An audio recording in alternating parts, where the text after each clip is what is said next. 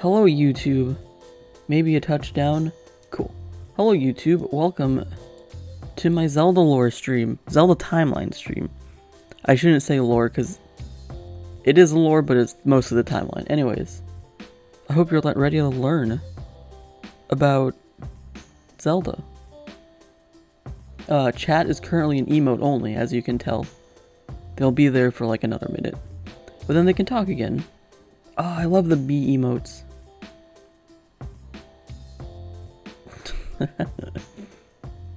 Anyways, let's begin. Welcome to the Zelda lore stream. A Zelda Freak presentation. I'm gonna go into presentation mode. I want to point out there are major spoilers for the whole series. I didn't include the new Hyrule Warriors though because that just came out.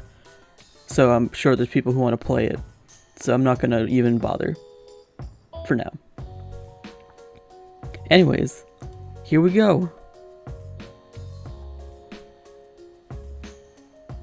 Right, I have to click because I'm... So, oh, I need my notes. Ah! So, we start with the creation of the world. Also, emote only is off now. Anyone can speak. Actually, I should put the pictures up. So, oh. Wow. Okay, Nightbot. Nightbot's like, no boob allowed. Nightbot has spoken. Hey, what's up, Tube? Yep, we're doing a PowerPoint. Hell yeah.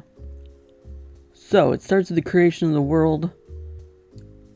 The three goddesses, Nehru, Faror, and Din. So Din is our first goddess who created the earth. And then you have Nehru, who bestowed order on the world. I don't particularly know what that means. I guess, like, that's what she did, though. And then Faror created life. No, Lanayru is the region. They like added onto the names, but these are the names. There's Din, Nehru, and Faror. Because there's the Elden region, there's the Lanayru, and then there's the Faron Woods. So they kind of, yeah. Anyways. Everything will be on the test. If you don't know any of this, you're going to probably fail the test. So, keep notes. And then, they left behind the Triforce, departed to the heavens. The Triforce grants whoever touches it whatever they desire. Which is why, if bad guys get to it, it's a bad thing that happens. So that's the creation of the world. Pretty simple. Oh, that could... Oh, like physics and such, yes. Boneless pizza guy. Boob. What? Now that we have the world, we go to the Eris? I can speak. Era of the goddess of Hylia. Not of... Oh my god, I can't speak. The era of the goddess Hylia. So this is like the big first major era of Hyrule. So goddess Hylia is entrusted with the Triforce. She's the one who protects it. All that jazz.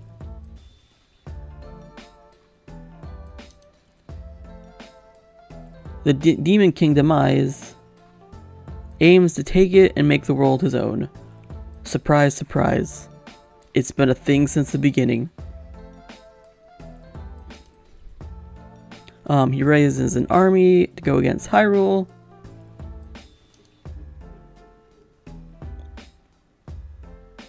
Hylia gathers the surviving humans and sends them to a piece of Earth, sends it to the sky, creating Skyloft, hiding in the Triforce there as well. So the Triforce gets hidden in the sky.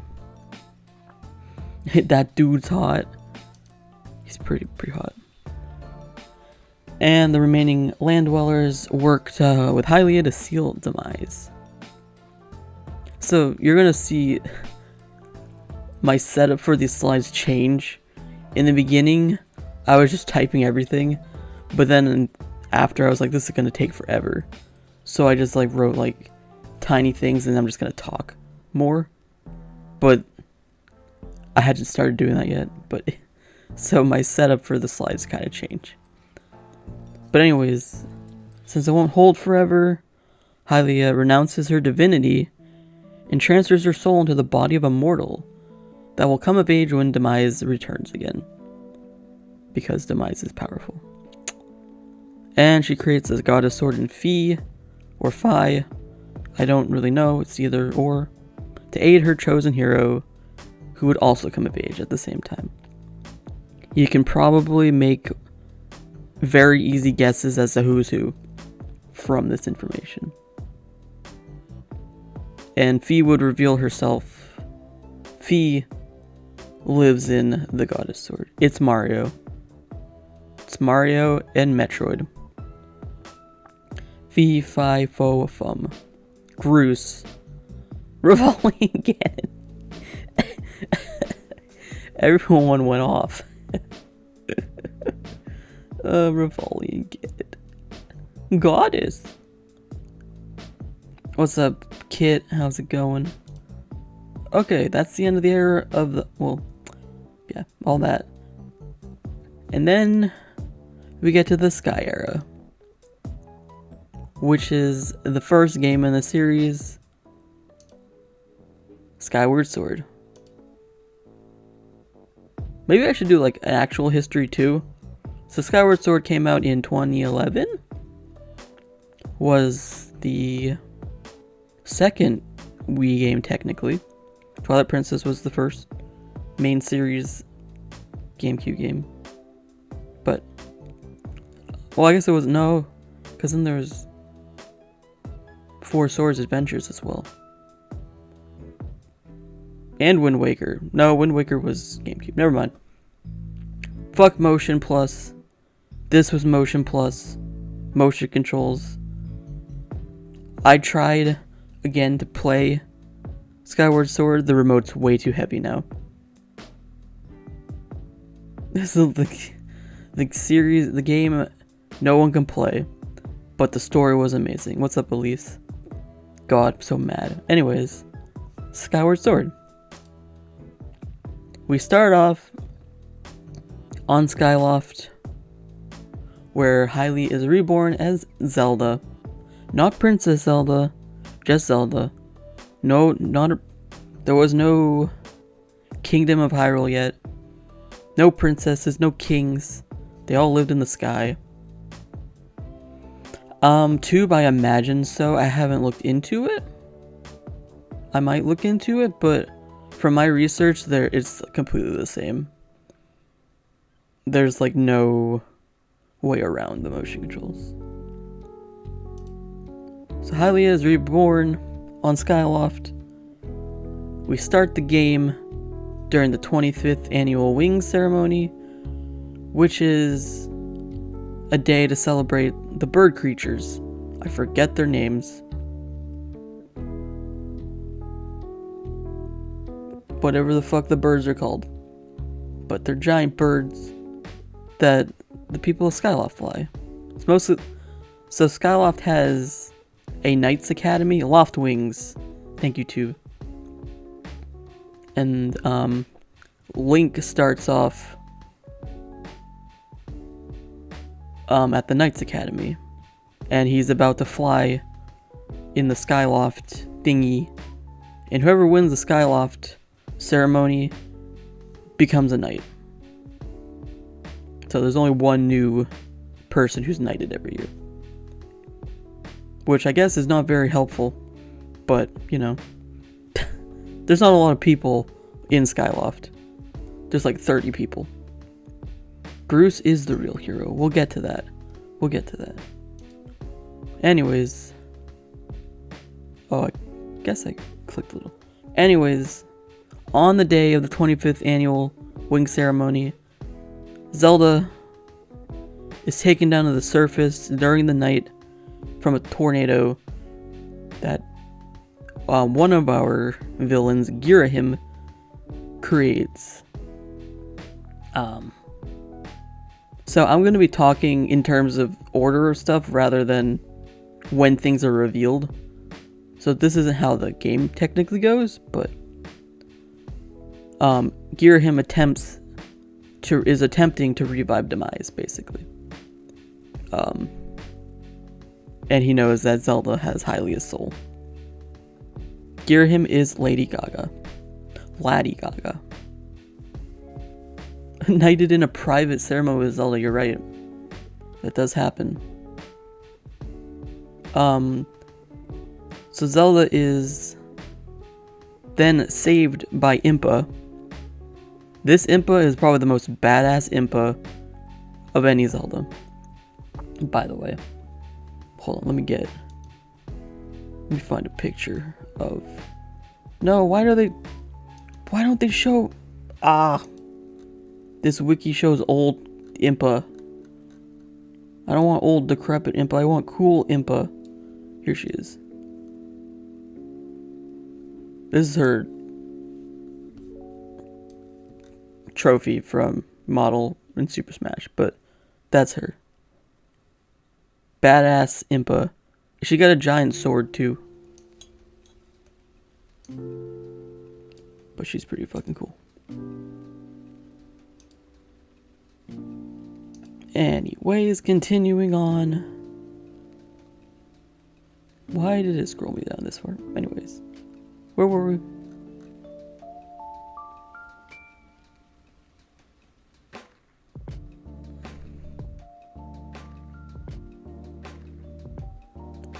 So then, Link figures all this. He actually has a dream about this happening. And it turns out it actually did happen. That Zelda was kidnapped and all this jazz. So meanwhile on Skyloft, Link is awoken by Fi, the sword spirit.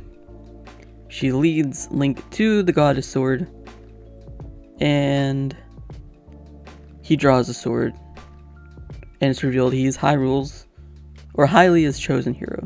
Hyrule doesn't exist yet, technically. So yeah. So then, Zelda and Impa flee Girahim at the original Temple of Time. Yo, take care, Tube. Thanks for hanging out for a bit. So the original Temple of Time was in the desert. I don't remember what they call the desert.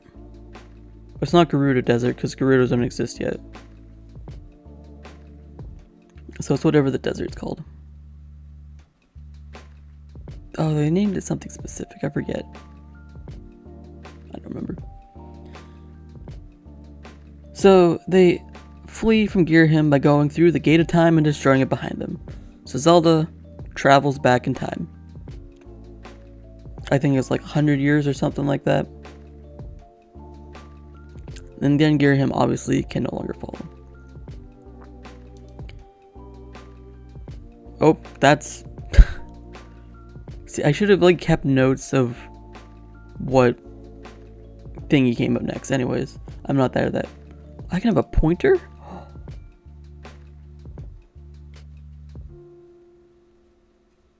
Oh, there's a notes that brings you out. Bro, that's still cool though. No, go back into the slide. Anyways, I'm clicking. So, next, Link seeks out the sacred flames so he can make his sword stronger, and eventually the goddess sword becomes the master sword. So it starts out with like a light blue hilt, and the hilt is closed. These open up, and it reveals that Goddess Sword is the Master Sword. So we got the Master Sword. The origin of that. It's pretty cool. And then he activates the second gate of time at the Seal Temple. The Seal Temple is where you start when you come down to the surface. And yeah, that's where that begins. The Seal Temple eventually becomes a new Temple of Time. But for now, it's just the Seal Temple. He finds Zelda going back in time.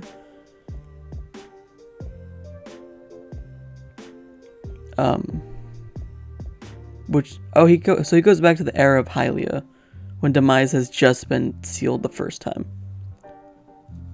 And then Zelda places herself in a 1,000-year slumber, so she'll wake up again back in the future when Demise needs to be sealed again. So we learn all this. Then Link returns to the present to gather the Triforce, and this is like the first instance of the Triforce actually being found by humans. Like, right, Pat? Craziness. That would be me.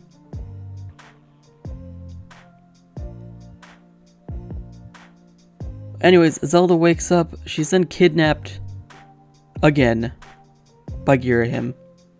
Surprise, surprise. He takes her to the past, uses her to revive his old master, and then they fight.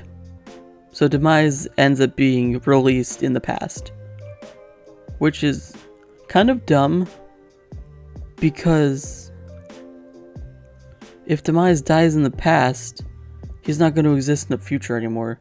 So Girahim is kind of stupid. Anyways, so they have an all-out battle. Demise and Link. His sword's really cool. By the way, Demise is really cool. And then they permanently seal him away. But his last words are, "Those who share the blood of the goddess and the spirit of the hero will be reincarnated in a cycle forever." They don't really explain if this has always been a thing, or if it's a thing because Demise made it and just said that because he's powerful. I don't know. I think it's more likely he cursed them and all that jazz because he's all powerful. They don't explain it. Anyways, Link puts... Oh, I should mention, the Triforce, Link finds it on Skyloft. Yeah, they're the first until they aren't anymore. So the Triforce was on Skyloft. I think eventually that piece falls back to Earth and completes the Seal Temple again. I'm pretty sure that happens in the game. I don't recall them. So anyways, Link puts the sword back. Fi becomes dormant in the sword, never to really be heard from again. Or is she? Link and Zelda return to the present. Impa stays in the past to watch over the Master Sword. Zelda resolves to live on the surface. They all move to the surface. So Skyloft is no more. And the descendants become known as Hylians. And the land is named Hyrule.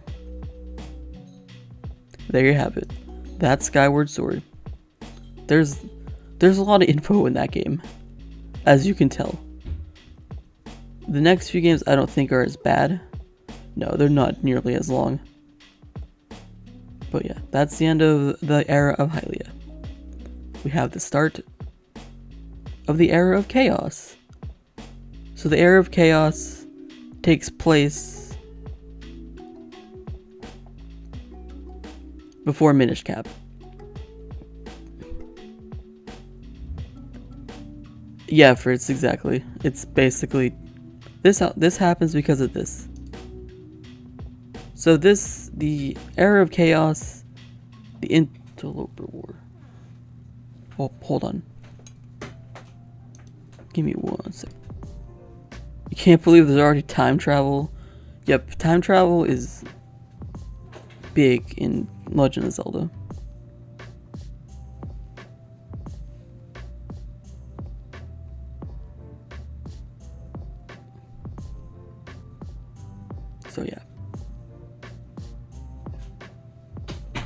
So yeah, this Interloper War, the Era of Chaos, is introduced in Twilight Princess.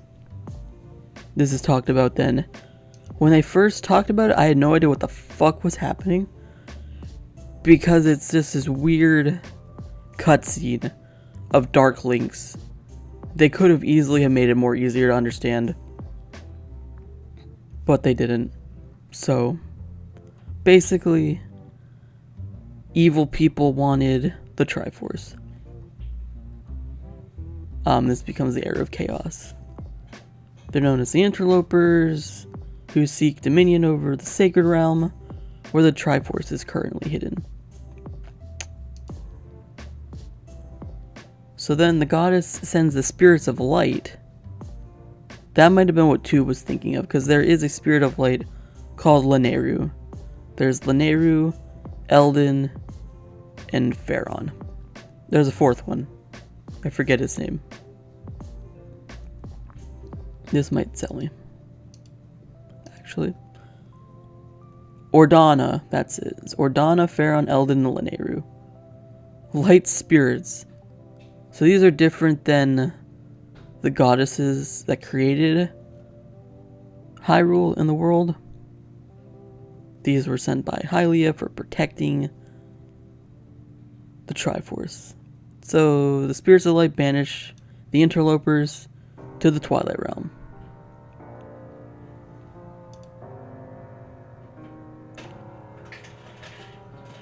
So then to protect the Triforce, the sage Rauru builds a new Temple of Time where the Sealed Temple used to be. So it's technically the second Temple of Time, but it's built over the Sealed Temple from Skyward Sword. I also want to point out that locations may not match up. That's just because they probably didn't know at the time they were going to be connected. So it's good, the maps are going to be a little wonky compared to where everything is. So we kind of just ignore that.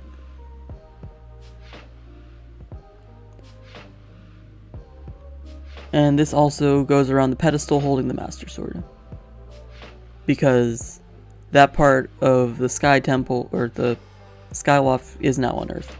So, blah blah blah blah blah. And then the Triforce is placed in the Temple of Light inside the Sacred Realm itself. And the Master Sword becomes the key to opening the Temple of Light and all that jazz.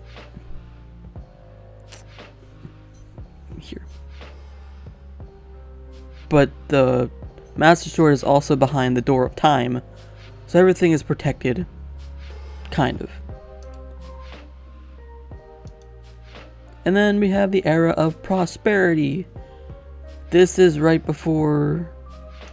When is this? I don't know. This is an unknown time period. I don't know when this takes place.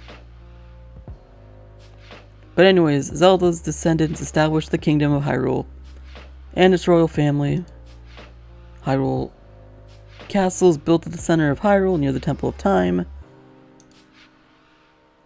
Right here. And many members of the royal family are born with powers due to being relatives of Hylia. It's usually the princesses, because the daughter of Zelda continuously. Yeah. They're named after Zelda after the goddess reincarnate. And then they're usually the ones with the powers. Now, we're almost on to game 2. I know it. From here on, there's a lot less in between breaks. So this is the Minish Legend. It's the beginning part of Minish Cap. But it's technically separate too, because it's the previous hero before Minish Cap Link. So I guess this would be considered the second Link, and then the Minish Cap Link is technically the third Link. I don't know. There's a bunch of Links that don't have games. Because stuff. Maybe they'll do a game about this one, I don't know. They can call it Minish Cap Prequel or something. So, during this era, Hyrule is attacked by evil beings. I don't know who the evil beings are. Maybe they're the interlopers. Anyways, the Minish, who are known as the Picori, descended from the sky, bringing the Picori Blade and Light Force to Hero of Men. I don't think these are related. The missing link, if you will, correct. I don't think they're related to the Skyloft people. There's a bunch of different sky people. I don't think any of them are related. But yeah. So they come from the sky, bringing the Picori Blade and the Light Force to the Hero of Men.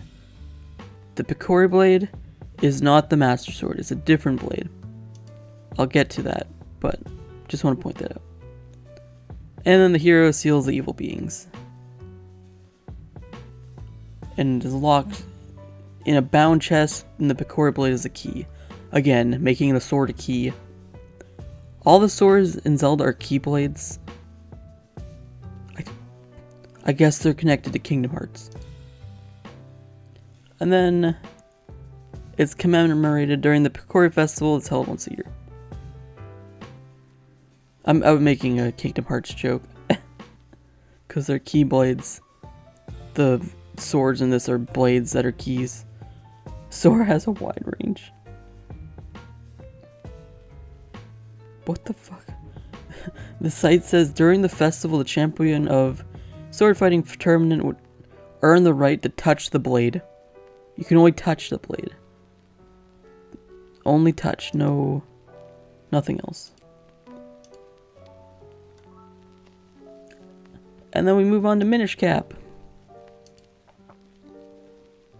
which was released on the Game Boy Advance in 2000. What year? Like 2007, maybe? I guess I can just check.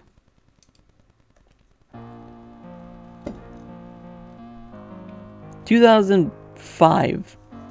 Boy, was I wrong. 2005, released for the Game Boy Advance. Such a good game. One of my favorite. And I'm playing it right now, actually, on stream. I'll be playing it again on Tuesday.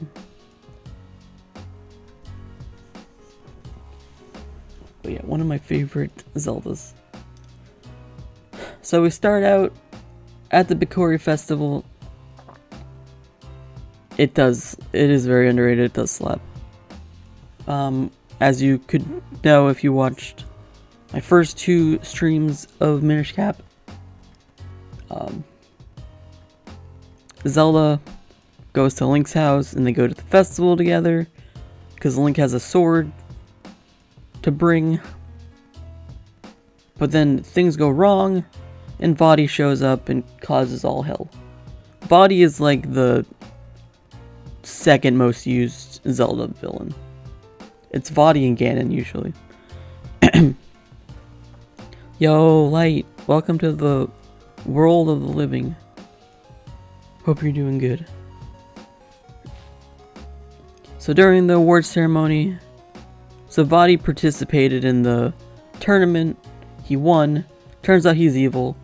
He breaks the Picori Blade and opens the chest, releasing all the evil. He doesn't find the light source because that is not where the light source was. Body shows up, okay. So then, well, he turns Zelda to stone. And then oh yeah, okay. So it turns out the light force is within Zelda. It's probably the Hylian power, all that jazz. So then he kidnaps her. But before that, Link is enlisted to reforge the Picori Blade, because the Picori Blade is important. He teams up with Ezlo, and Ezlo is like, he stole my power, blah blah blah blah blah. So with Ezlo's help, they reforge the Picori Blade, which turns out to be the Four Sword Blade. So we have our second. Minish Cap is also important because it establishes this history as well. Because there's the Master Sword in Ganon, and then there's the Four Sword in Body. So, bunch of important stuff. Anyways, Link kills Body after reforging the blade, saves Zelda, and she puts the cap on and wishes Hyrule to go back to normal. And then we fix Hyrule again. You're gonna notice this last one is pretty similar in every single game. Link beats the bad guy, saves Zelda. It happens quite a bit. Next, we move on to Four Swords, which this Four Swords was an added game mode to the Link to the Past GBA version. Damn, Zelda, save yourself. I mean, she does, eventually, in Breath of the Wild. Hyrule was broke, now Hyrule woke. But anyways, this was an extra game mode. You could only play it if you were playing with one other person. So you had to have 2 to 4 people. Spoilers, we're not there yet, I'm sorry. So I could never play this game, but they did re-release it on the 3DS, and I might still be able to play it if I can find the ROM on the 3DS version. Because you didn't need 4 people to play, or you could play single player on that version. But this one you needed a link cable, and you needed 2 GBAs at least. But anyways, that was Four Swords. So not its own game, but it's still important. Yes, a link cable. Not a Zelda cable, a link cable. Anyways, Vaati soon reappears, forgetting his past life. He's just an evil, brainless bad guy at this point.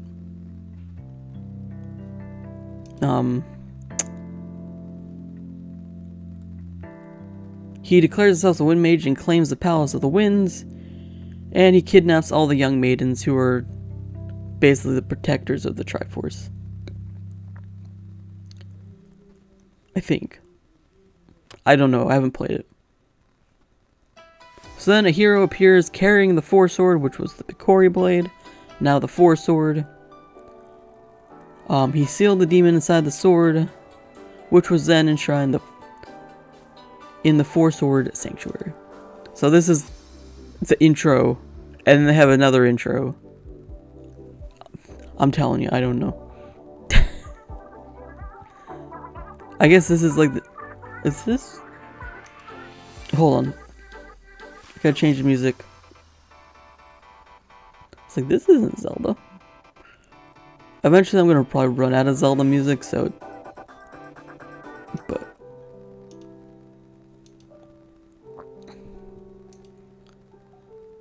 Yeah, so this Vaati is sealed. Then Vaati returns. Again. Yes, again. I don't fucking know. I like when they're just like He just returns. Just somehow.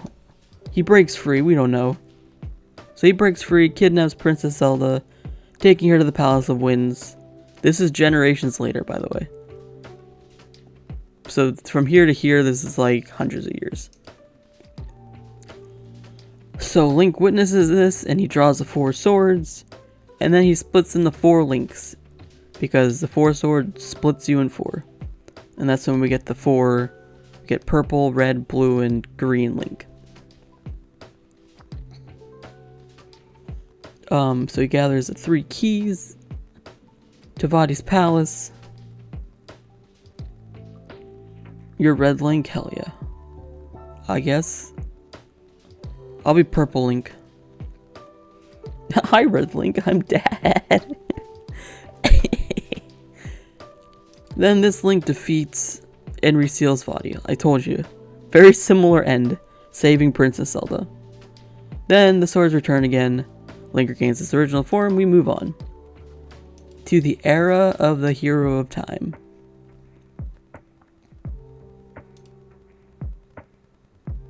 So Hyrule enters a long civil war at some point.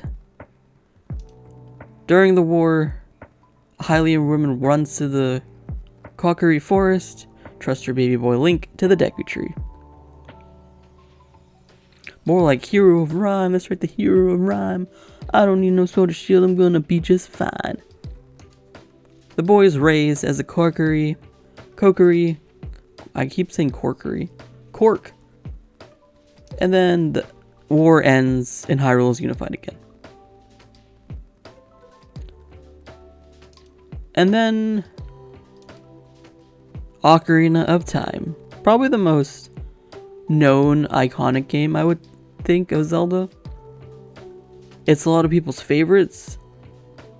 Still, I still like it. I like doing randomizers of it.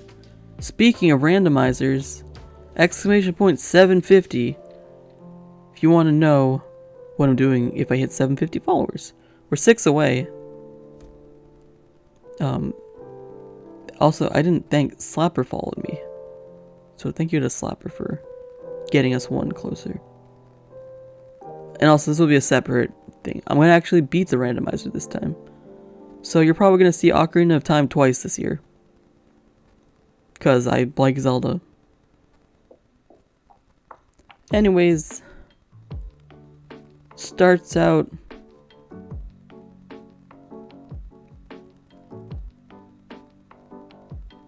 how do I do this? I don't know what order I do this in. Anyways, I'll do this whatever order I have here. So Link wakes up. Well, actually no, Link is sleeping. He has a nightmare about Ganondorf chasing after Zelda and Impa, leaving Hyrule Castle. Then Navi's like, bro, Deku Tree, what do you want? Deku Tree is like, go help Link.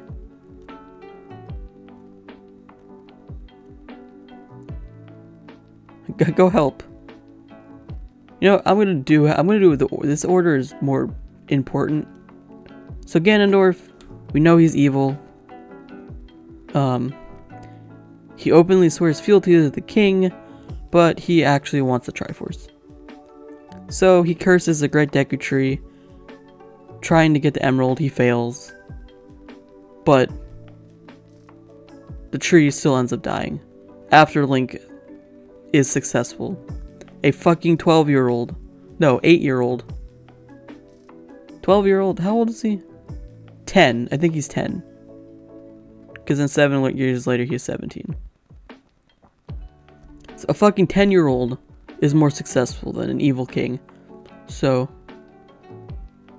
17 right here. So Link goes into the tree, gets the emerald, and then the tree is like, you have to save the world, and then dies. Pretty cool. But Link is not actually a Kokiri, as we learned in the previous slide. He's a Hylian. He was entrusted to the Deku Tree. His purpose is very great, apparently. Yeah. So then, oh, the tree also teaches Link about the goddesses and stuff. The stuff we learned in the first slide. Nehru, Din, and Faror. So, save the tree only to watch it die. Yep. What's up, Micro? Good to see you, man. I hope you're doing well. So we go to Hyrule Castle to meet Princess Zelda, who also had premonitions of Ganondorf being evil. But her dad doesn't believe her, so she has to rely on Link to believe her. Because her dad's a fucking moron. So Link goes, gets the ruby from the Gorons, gets the other sapphire from the Zoras, which he needs all three of them to open the door of time. He also needs the Song of Time and the Ocarina of Time, but he gets all these.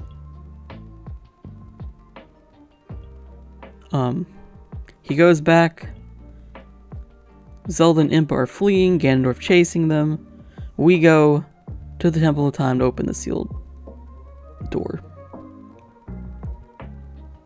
Draws the Master Sword from the pedestal and is sealed within the Chamber of Sages for 7 years. Turns out, Ganondorf was hiding in the temple the whole time, and he gets into the Sacred Realm as well. Because we're a dumb kid and we don't know any better.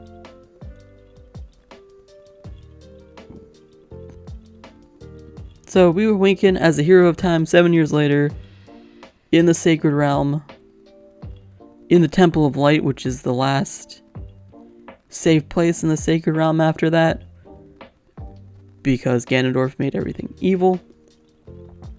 So that's cool.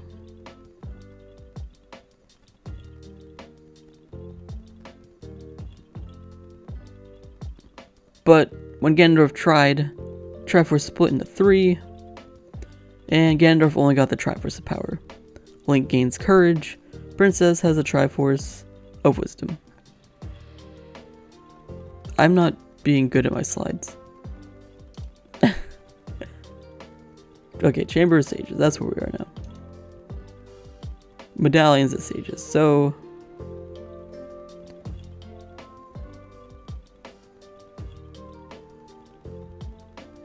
Ganondorf uses his power to take control of Hyrule Castle and the Sacred Realm, was transformed, like I said, into the Evil Realm, minus the Temple of Light, which is still the last piece of light. So Link goes after the 6 medallions? I think there's 6. Yeah, there's 6.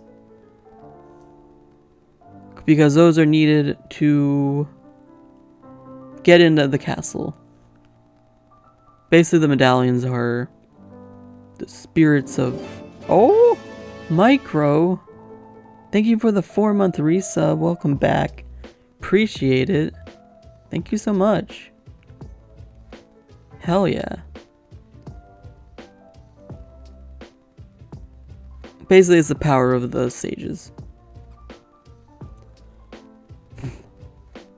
And he needs to get in the castle. Blah, blah, blah.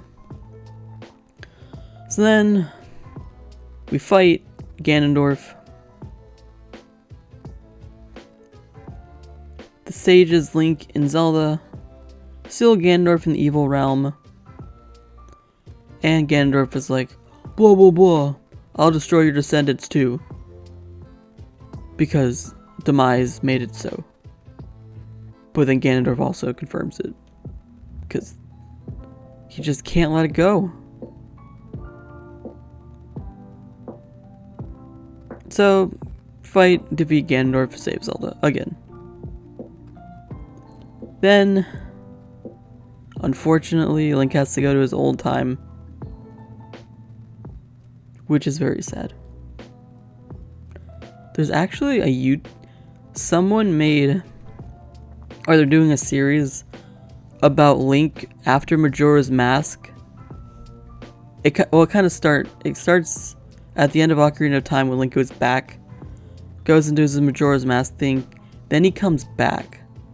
So it's a cool fan take on what happens between Majora's Mask and Twilight Princess. I might show it after stream or when we get to the point. It's really cool though. Anyways, so Zelda uses Ocarina of Time, returns Link to his own time.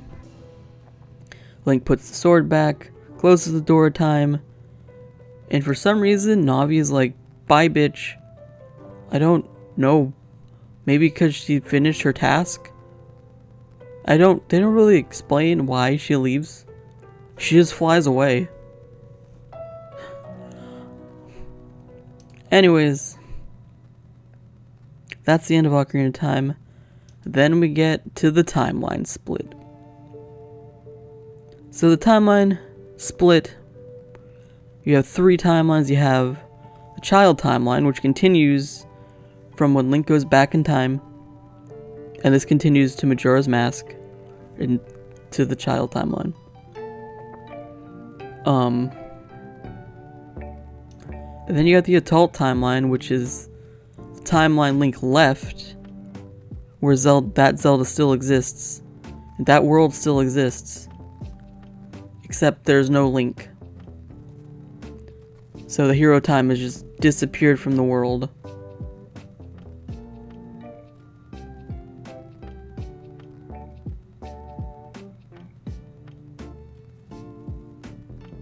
So, the Master Sword still exists in both timelines. Obviously, Link put it back in this one. This one, Zelda puts it back. Because it still exists in both timelines. Somehow, I don't know. And then there's the Fallen Hero timeline.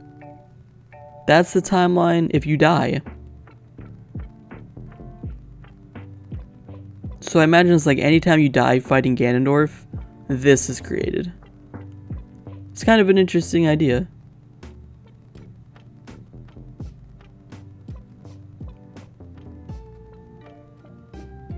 So this is where Ganon wins in Fallen Hero timeline.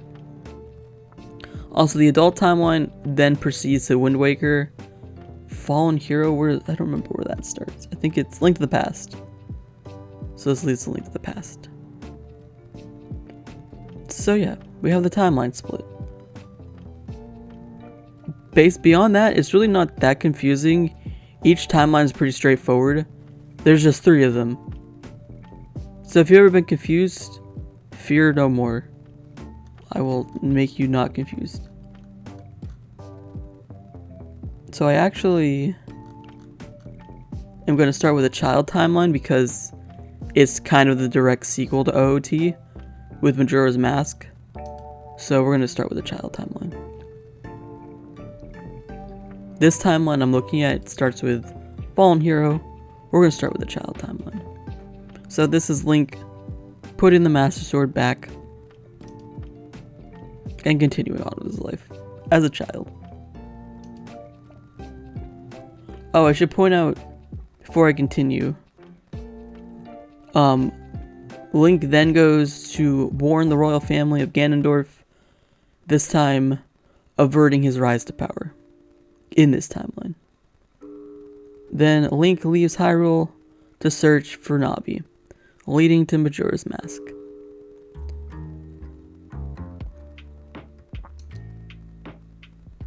So Ganondorf's arrested and all that jazz. We have Majora's Mask, the sequel to Ocarina of Time, second game on the N64. Used basically the same assets from Ocarina of Time.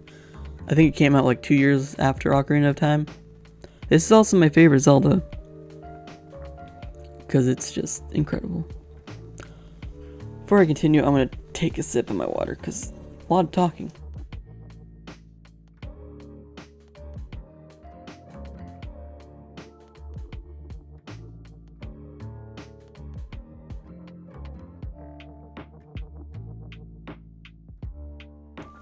Also, Star Fury, hello. I didn't say hi. I hope you're doing well. Thank you everybody who's hung out today. Thank you for the hype train at the beginning of stream. Thank you for all the love after that as well.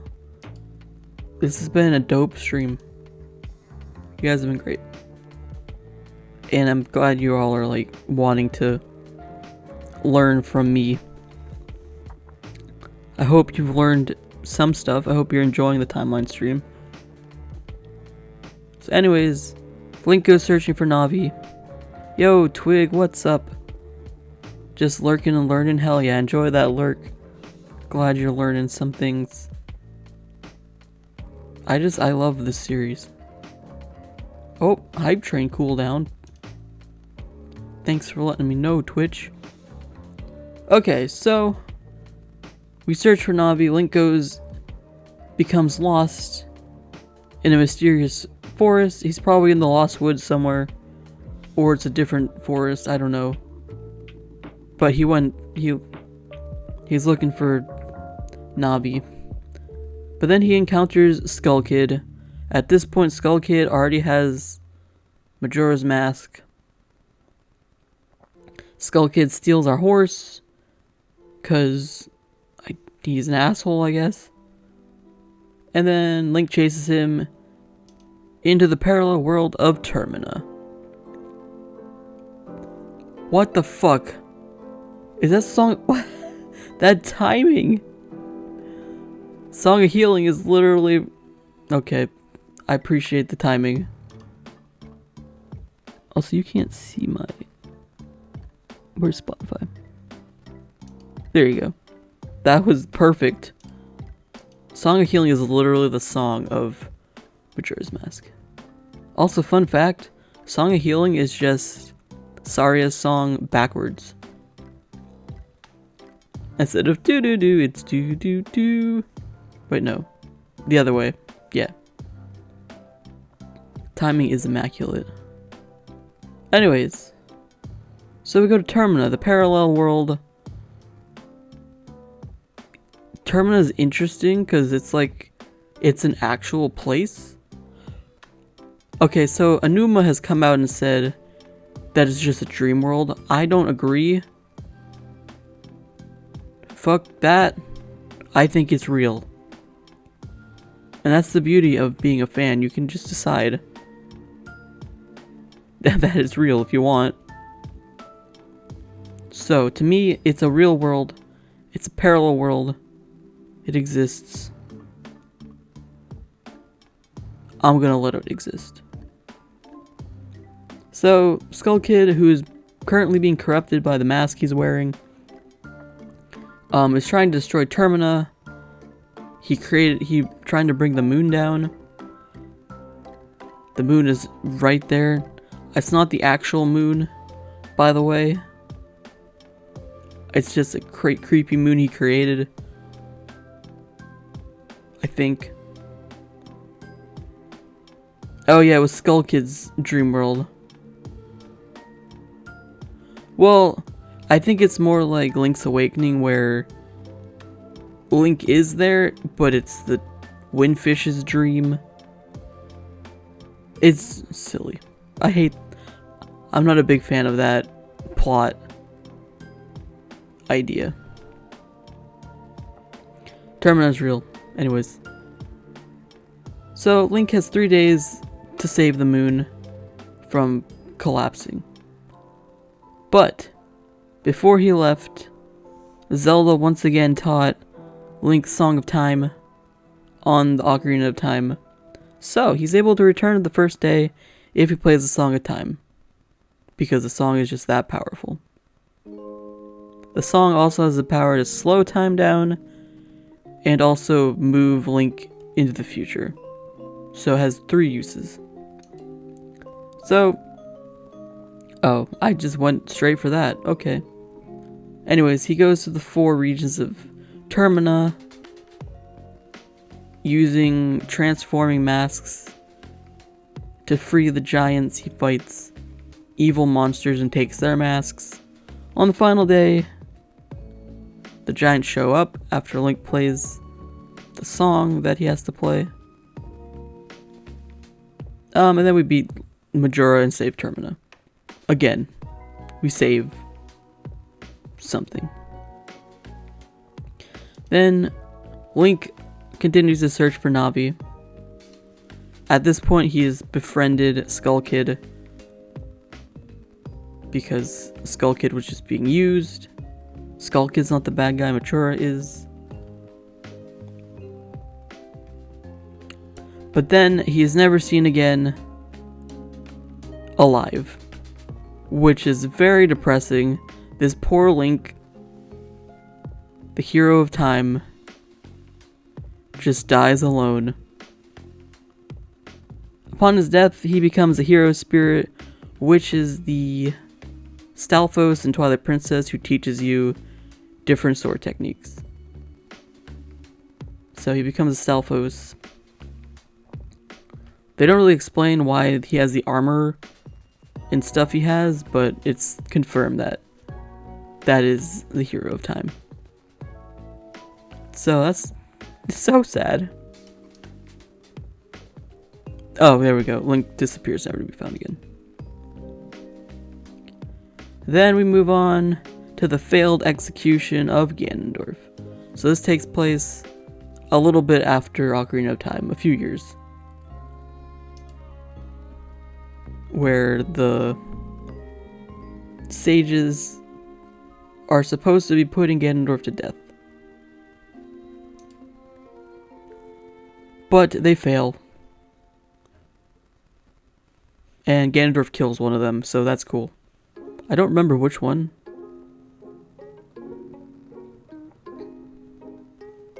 But he survives because he still has the Triforce of Power. So, instead the sages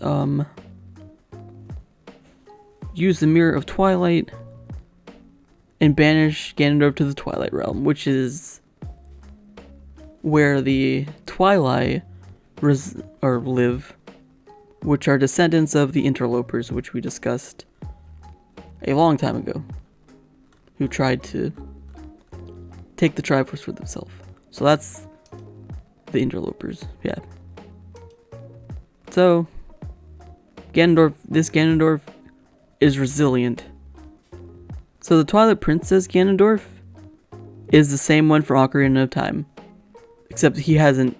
This one never took over Hyrule because he was stopped. But yeah, so the child Link Ganondorf still exists, and this is him. And he's the bad guy in Twilight Princess as well. It's a very cool. I love when they do that. It's like one little connection, but it's still like hell yeah.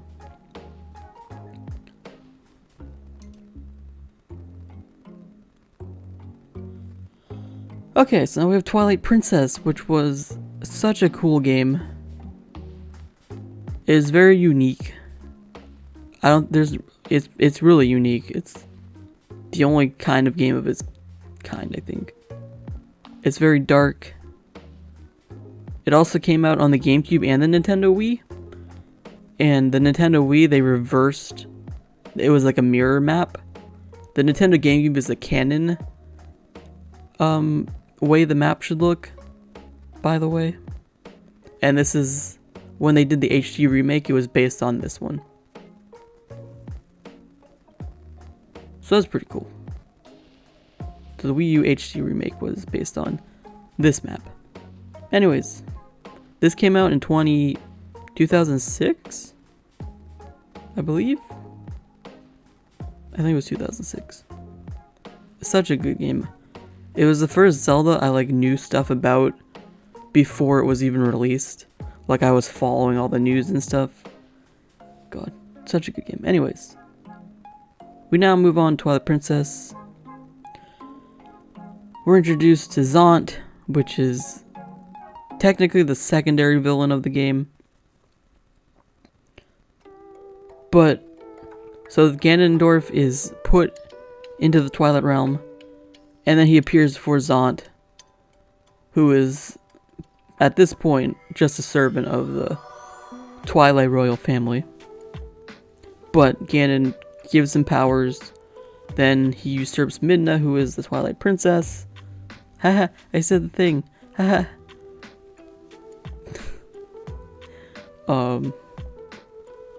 So then Midna loses her powers and has to flee to the light world.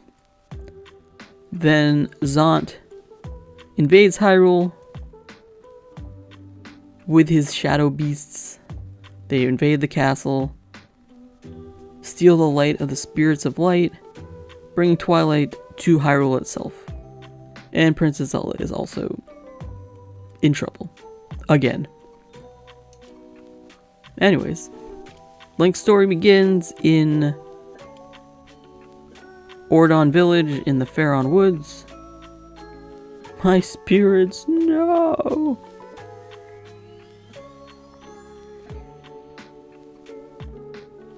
I stole your spirit's light, I'm sorry. So Link's story begins in the Ordon Village. God, they really like just skip the beginning. He's a ranch hand in Ordon Village. I feel like he's like adult Link's age, so he's like 16 or 17. They don't really go into much depth about this Link's story and how he got there. But that he lives there, and I don't know.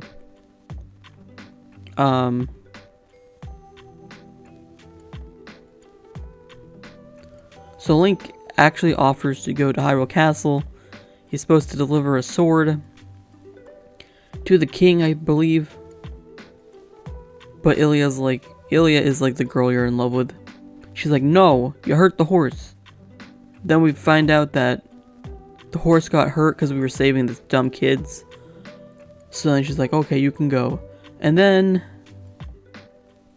the Bulbins appear, kidnap the children, smack Link on the head, steal Ilia and your horse. Everything goes to shit. A typical inability to explain a situation. Don't ever fall in love with a spirit, you'll get ghosted. Shut up. So then Link chases after them, but then he makes it to the Twilight Wall, because the Twilight Realm has spread just to the edge of the forest. He goes through, he transforms into a wolf, or a Twilight monster, and he gets thrown in Hyrule Castle's jail.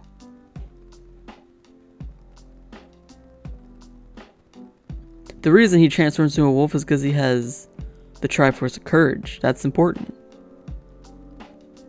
Which he inherited from his ancestor, the Hero of Time. Which is why he also transforms into a wolf.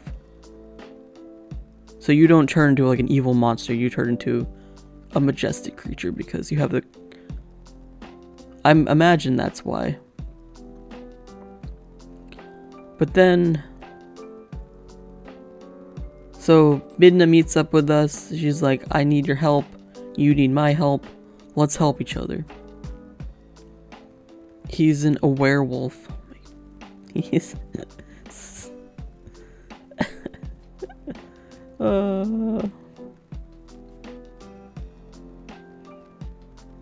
So Link goes to each place. He gets rid of the Twilight. He collects the thingies of light. I forget what they're called. And then he transforms back into a human.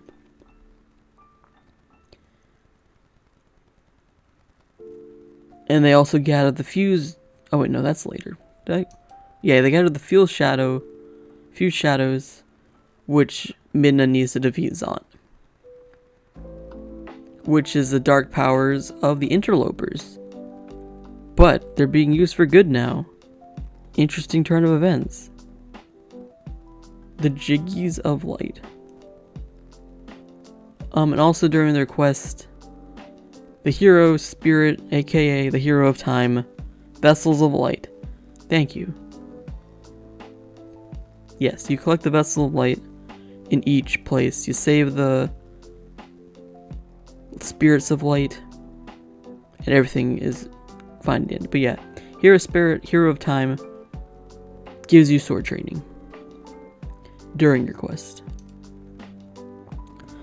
So then, when you're saving the final one, Zant shows up, hurting Midna. So you have to take Midna to... Oh, he steals the Fuse Shadow as well. So you have to take her to Zelda to heal her. It's very sad music plays. It's a very sad moment. But we save her. So we go seeking the Master Sword. We go to the Sacred Grove, which used to be the Sacred Temple, where this Temple of Time once stood. At this point, the Temple of Time is now just in pieces. Oh, I should also mention, Zant curses Link again, but then the Master Sword gets rid of the curse, so then you're no longer a wolf again. So then you have the Mirror of Twilight, which Zant broke. You go to the Twilight Realm, taking back the Fuse Shadow and killing Zant. It's a very gruesome death, if you ask me. Then they return to Hyrule Castle, where they save Zelda from Ganondorf. It says it resurrected Ganondorf. He wasn't ever dead. He just was in the Twilight Realm. But anyways, he's back in the real world.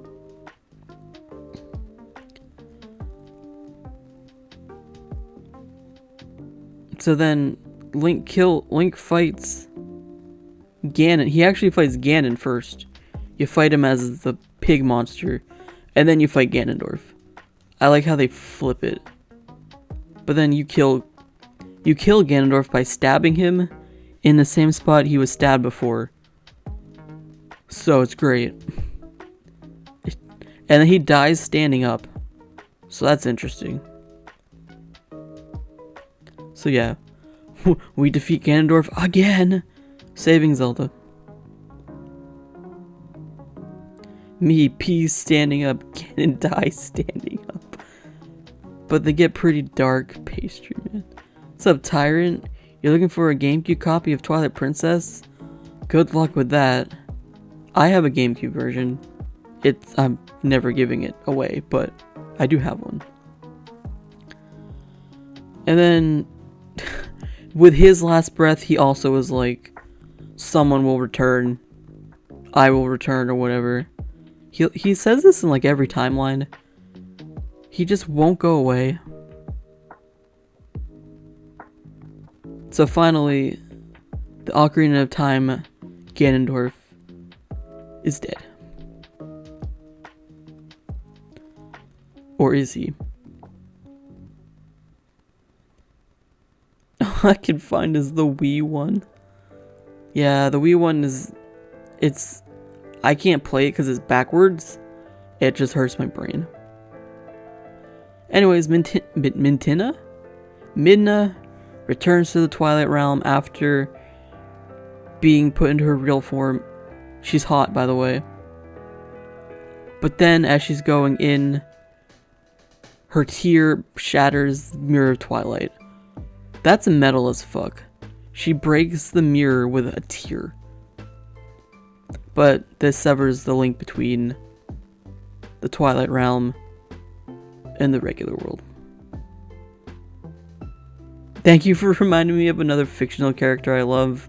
Hell yeah, Laura. I love Midna. She's my favorite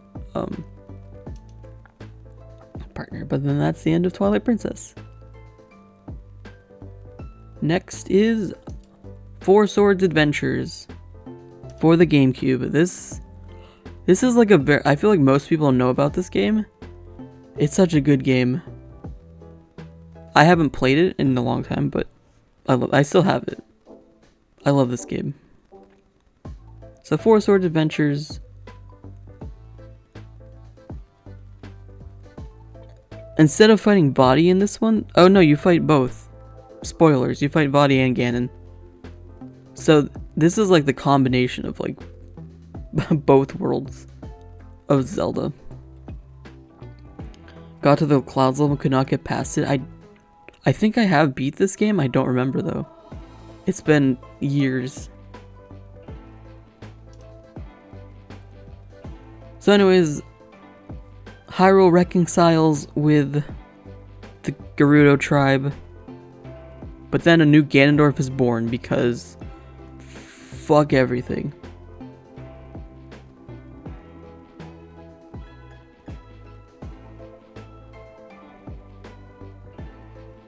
So this is hundreds of years after the previous Ganondorf's death.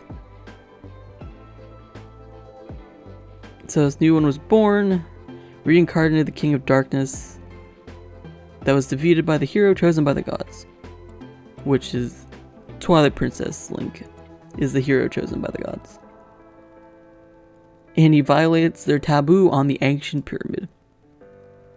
So he steals the trident.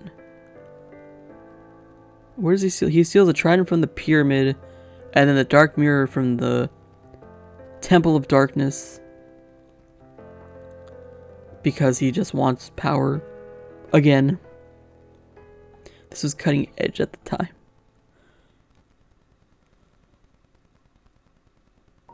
The mirror serves as a prison for the dark tribe that long ago invaded the kingdom. I don't know if these are the interlopers. I don't think so. I think it's a different evil bad guy thing. But anyways, Ganondorf wants to revive Vaati from his prison within the Four Sword. So he creates a dark copy of Link called Shadow Link with the mirror.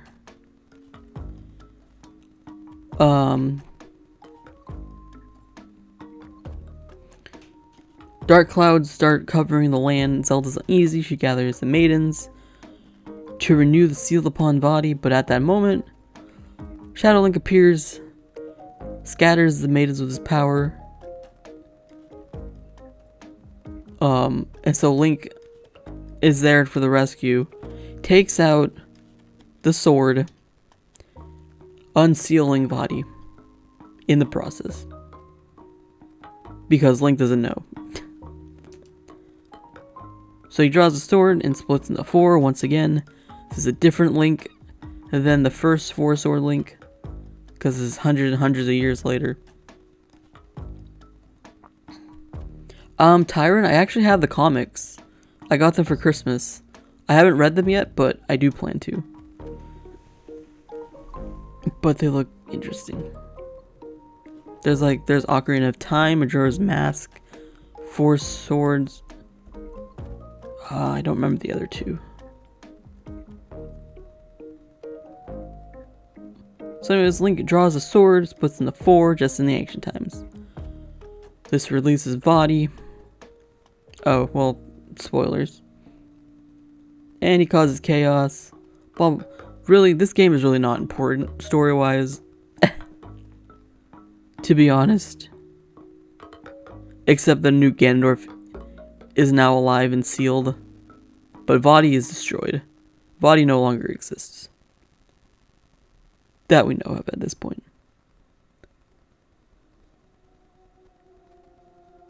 So yeah, you beat Vaati, you seal Ganon away. Inside now, Ganon is in the Four Sword instead of Vaati. So, interesting turn of events.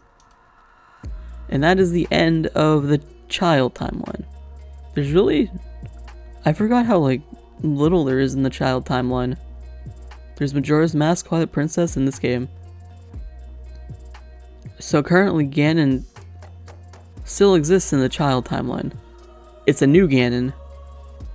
It's not the same one, because he dies as Twilight Princess, so... Second Ganondorf in that timeline. So now we're going to go to the adult timeline. This is the timeline where Link is sent back. This is him going back in time. Even though this is technically inaccurate because he doesn't put the sword back. But anyways, I just needed a picture. But Zelda sends him back. Ganondorf is sealed within the corrupted Sacred Realm. So the Sacred Realm is now just evil. The timeline where Link is the love of your life. Adult timeline Link.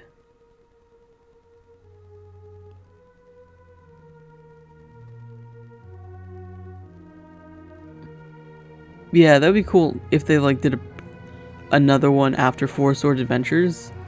I don't know if they will, but that would be cool. So then, obviously, there's no hero anymore that exists. So Ganon returns. Although it doesn't make any sense because, like, I guess you wouldn't have, I guess because the Hero of Time is no longer there, he doesn't have a descendant, so there's no one to save Hyrule. It's a little weird, because at this point, Link would have been dead anyway. I don't know. Ages pass, Hero of Time fades into legend, Ganon returns, he somehow escaped. The seal of the 7 sages breaks, that's why. Because that's all that's holding him. So he breaks out, uses the Triforce power to bring darkness to Hyrule.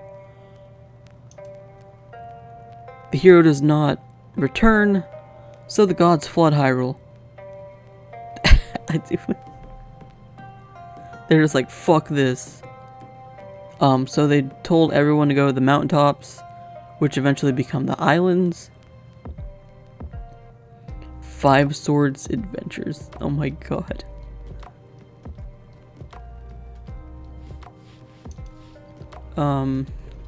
Triforce of Wisdom then splits in 2.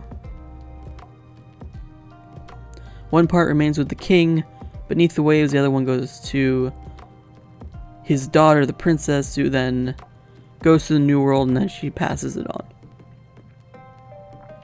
From daughter to daughter. And Hyrule remains frozen beneath the waves. In time. So Hyrule is no more.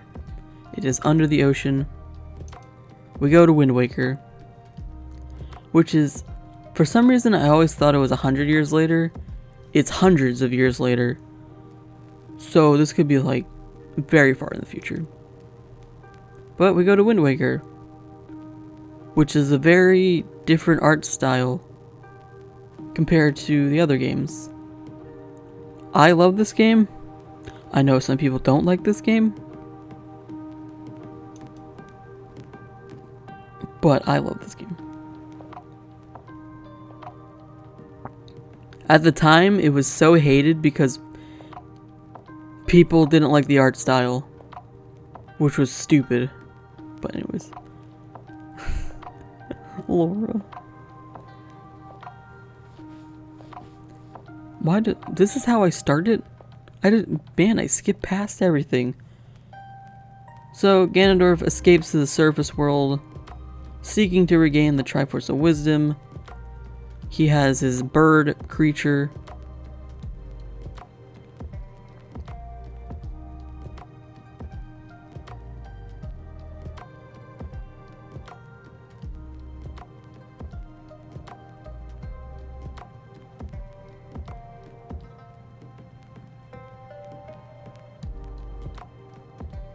This isn't the real Link? What? Who is the real Link?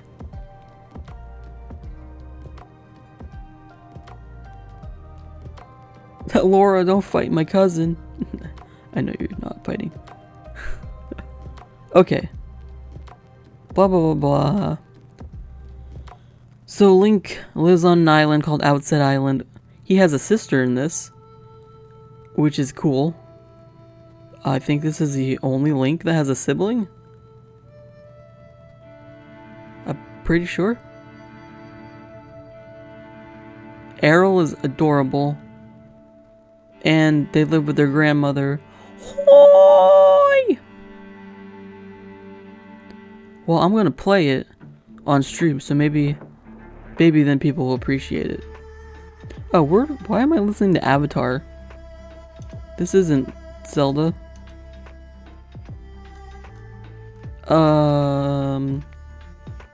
Let's do Legend of Synthwave. After this though, I'm out of like Zelda. But we'll just make I didn't make a playlist. This took me forever to put together, so doing a playlist too would have been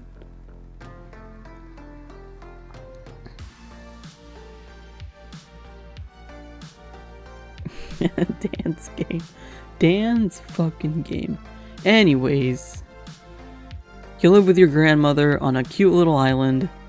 There's a bunch of people that live there. It's super cute. So then, what time is it? 3? Oh, we got plenty of time. I'm glad I started when I did. So then we move on to the story.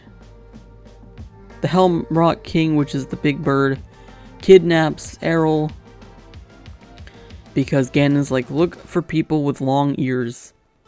Errol has long ears, even though I don't. It's just stupid. She's not. He's looking for Princess Zelda.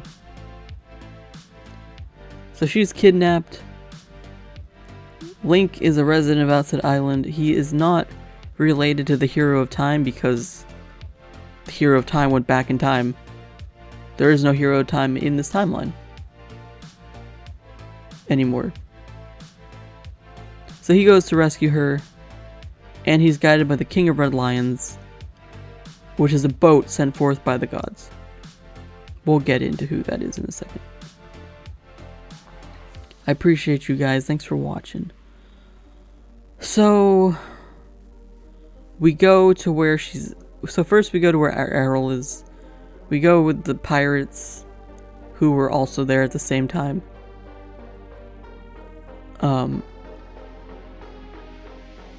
We go to Ford. What the fuck? Why can't I think of the name of the island? Why wouldn't this doesn't even have the? I keep wanting to call it Fortress Island. Forsaken Fortress, that's it. Goes to Forsaken Fortress where Errol is being held.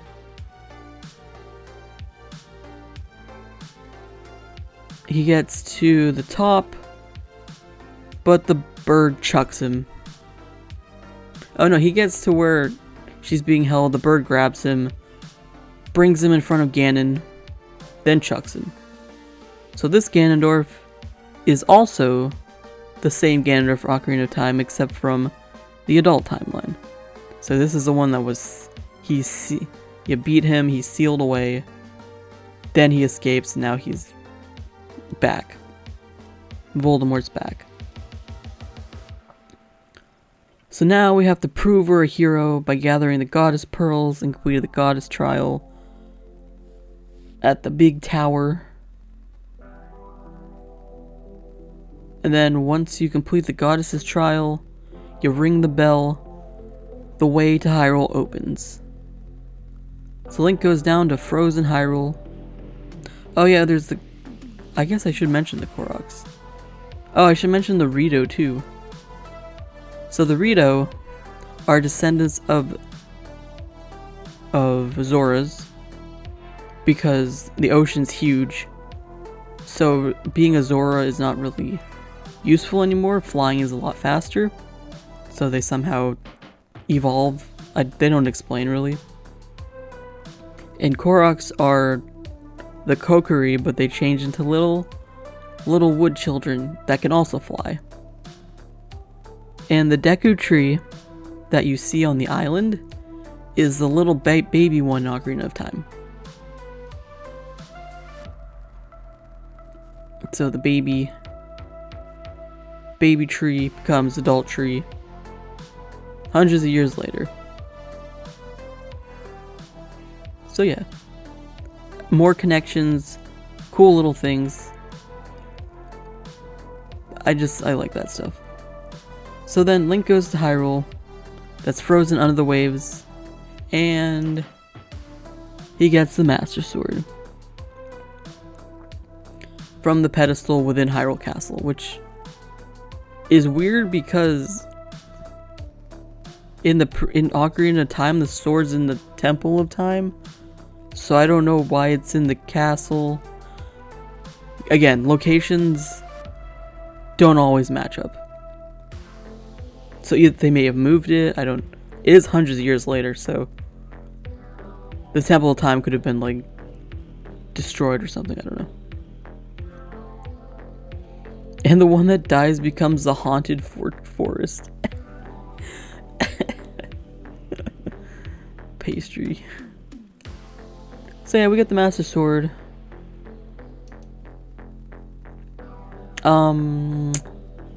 So then, with the help of Tetra, we go back to Forsaken Fortress, rescue our sister, fail to defeat Ganondorf, because the Master Sword has none of its powers, because it's lost them, because Ganondorf killed the sages of Earth and Wind, because he's evil. And the cool thing is, those sages, one is a Zora, one's a Kokiri. So those sages have been sages for a very long time, if they're still a Zora and a Kokiri. But now they're dead, so that's cool. Anyways, Link and Tetra escape, return to Hyrule. The king reveals that he was actually the boat the whole time. And we find out that Tetra has part of the wisdom, Triforce of Wisdom. The king has the other part, put together. Tetra is Princess Zelda. Whoa!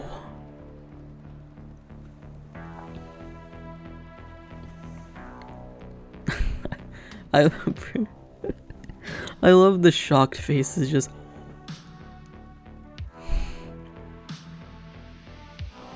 So yeah, find that out. Now Link has to go restore the sword and the Triforce of Courage.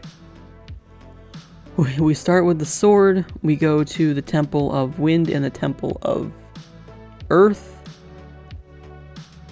To open each temple, we need to have a new sage, which obviously they need to be a descendant of the original sages, which the Zora would be a Rito, Kokiri would be a Korok.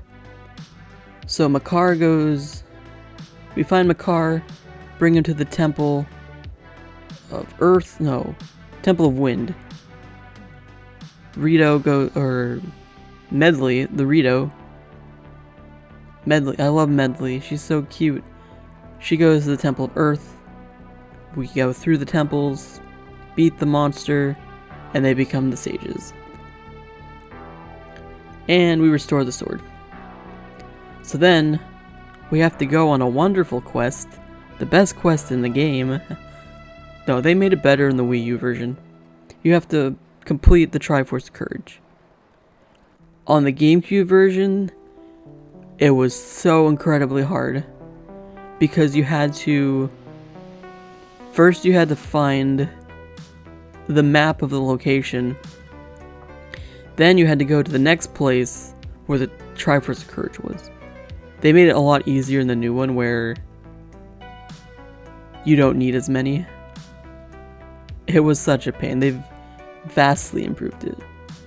So anyways, we have to find the pieces, we restore it.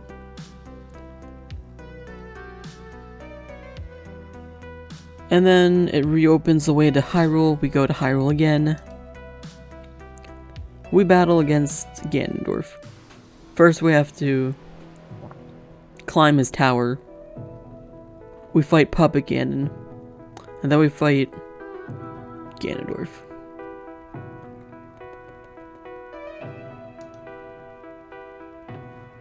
Spoilers.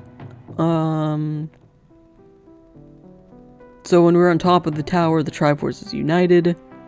Ganondorf tries to touch it. The king beats him to it and wishes the kingdom of Hyrule to be washed away, because Ganondorf is too slow. So then together, Link and Zelda defeat Ganondorf as Hyrule is being drowned. It's such a cool moment. They return to the surface. Hyrule is washed away with the king finally being able to rest. Return to the surface. Zelda decides she just wants to be Tetra. Fuck being a princess, she wants to be a pirate. Fair.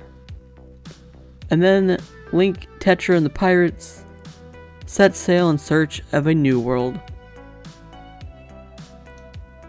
A new Hyrule, basically. Puppet Ganon is so silly. More like Ganondorf. Then we move on to the direct sequel, which there hadn't been a direct sequel since Majora's Mask. So this was a cool game. Phantom Hourglass on the Nintendo DS. I like this game. The controls are a little weird because it was a DS game, but I like the story. I like the gameplay.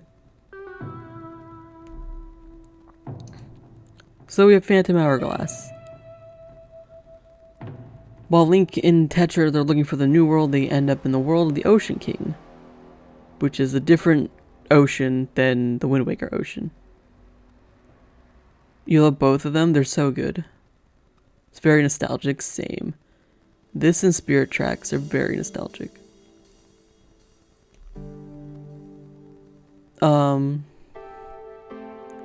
I guess they're there investigating missing ships.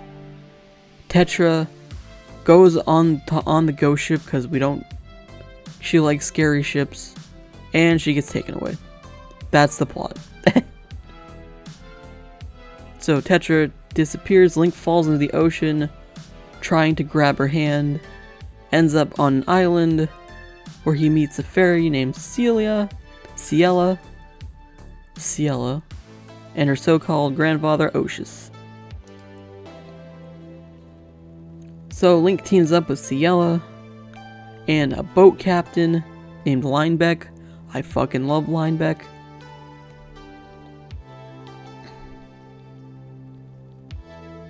It's so good. Spirit Tracks is I like Spirit Tracks better because trains, but they're both really good. So we go to the Temple of the Ocean King, which you go through using the Phantom Hourglass. I said the game title. Credits rolled. Then we go across the ocean, searching for the spirits of power, wisdom, and courage, which are Leaf, Nayri, and the spirit you find on the island, Ciela. She's actually a spirit of the Ocean King land. I don't know. But Ciela is a yellow fairy. And then Leaf is red. Neri is blue. Ciela is yellow. So we save them. I keep getting ahead of myself. So then we go back to the ship. Finds that Tetra's turned to stone because her life force was drained by a creature called Bellum. Is this like the first new bad guy? I think so. I think this is like the first bad guy that wasn't Vaati or Ganon. So we got a new bad guy. That's pretty cool. So to defeat Bellum, we need the pure metals to forge the Phantom Sword, which is the sword of this land. Oh, true, Zaunt. That's fair. Zaunt does count.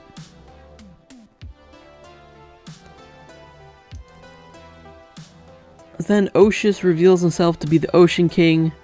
Pretend to be shocked. I mean, you wouldn't know that because I didn't really talk about it. He's the Ocean King. And he fuses the Phantom Hourglass into the Phantom Sword, making the Phantom Sword still.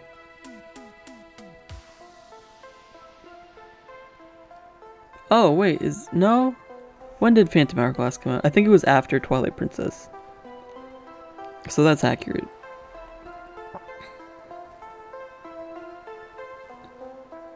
Phantom Hourglass came out in 2007. So yeah, it did come out after Twilight Princess. So Zant was the first one. And then we got Bellum. Pretty cool.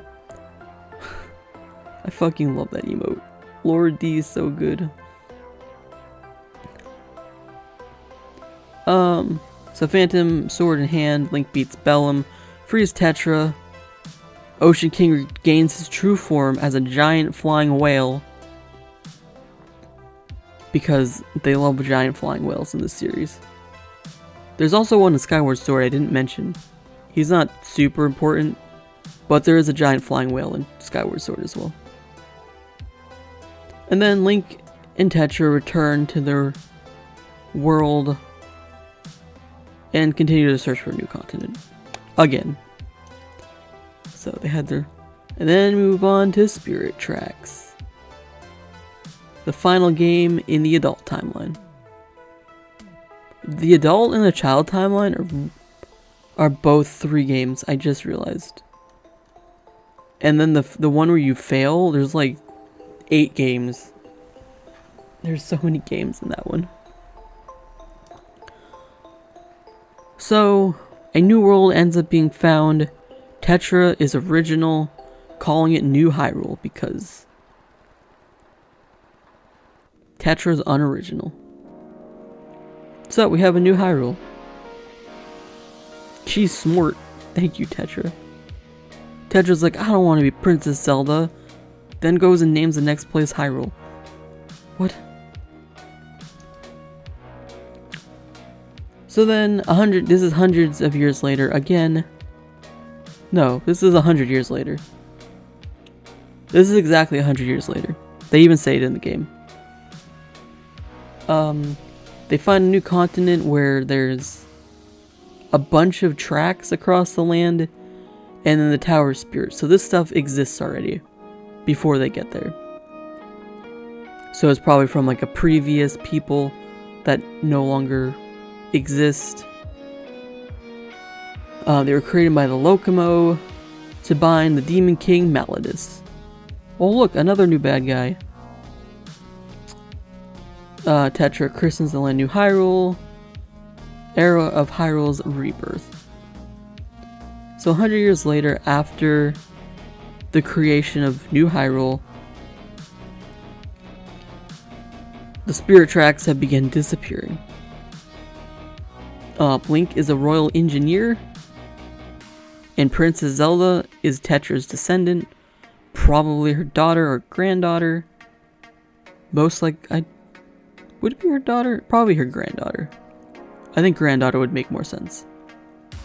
But this Link, they don't really say if he's a descendant of the previous Link, but he's still a Link.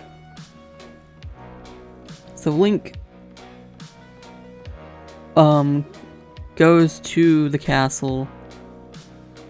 Tetra needs to get to the Tower of Spirits to investigate, so Link naturally would bring her there because he's the royal engineer.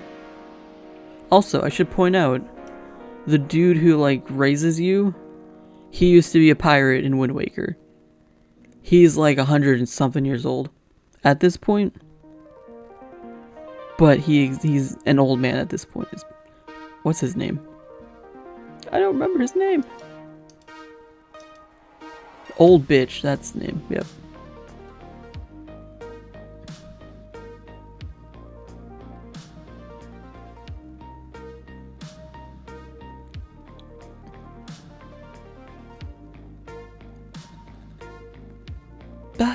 I don't know. What's his name? Can you...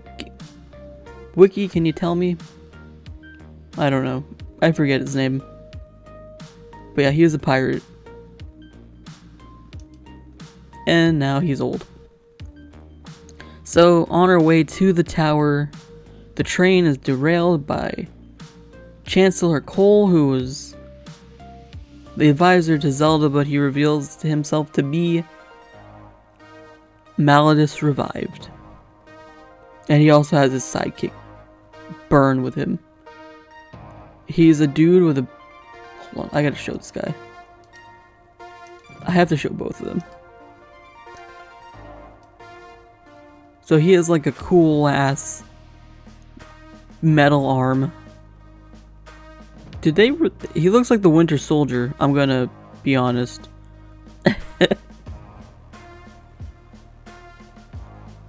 So that's his artwork, that's his model. He looks flat.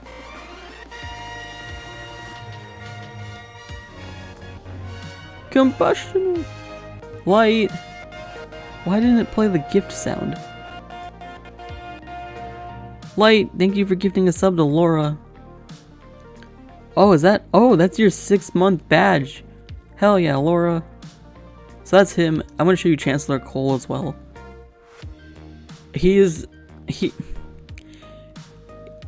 The fact that he wears 2 hats should give something away, I feel like. Like, obvious, like... What? Hold on, let me show his evil form.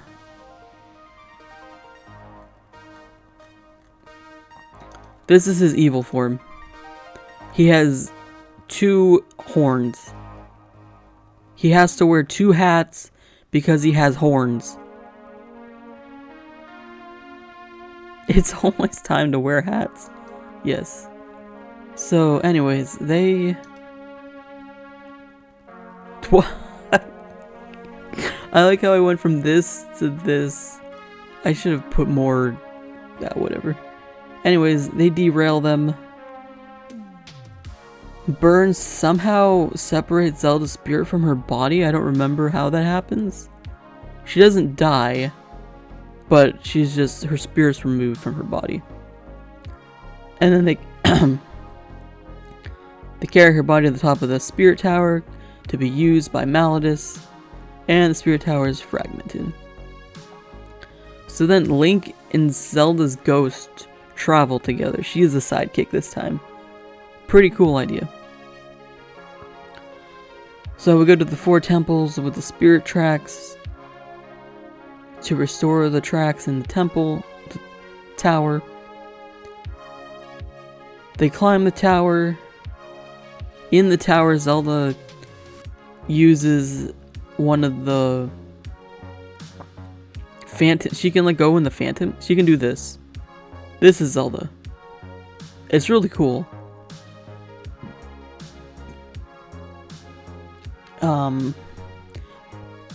They end up pursuing Malladus to the Dark Realm after Malladus possesses Zelda's body because they're too late. Tetra or Zelda? Tetra. That's a no-brainer. And then they defeat Malladus in Cole using the Bow of Light and the Locomo Sword. The Locomo Sword is the sword of the land. No more Master Sword.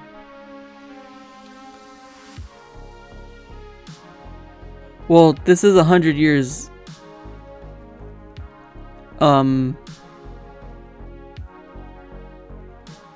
after Spirit Track, so she's very dead.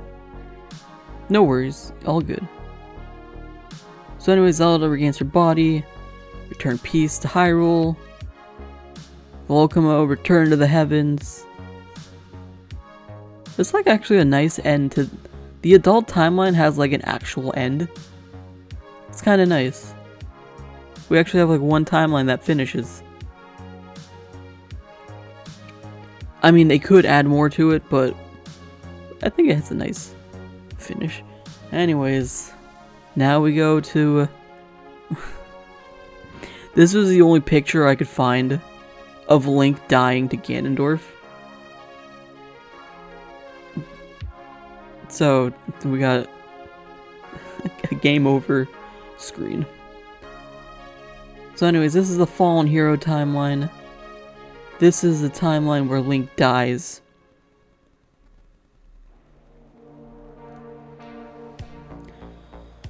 So, yeah, Ganondorf defeats Hero of Time. Link, no! Oh, hold on, we got an emote for that.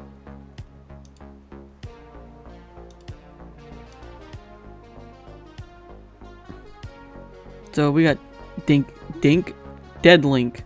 I called him Dink.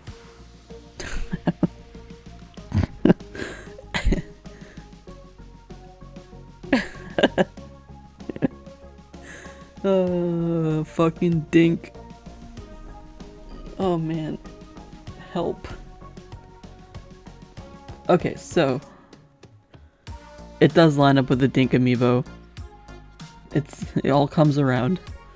Okay, so Ganondorf takes Triforce Curse and Wisdom, gain the power to complete the Triforce. As a last resort, the sages, led by Zelda, seal Ganon and the Triforce within the corrupted Sacred Realm, which becomes the Dark World. Which is a pretty cool concept about how the Dark World's created. So yeah, Dark World now exists.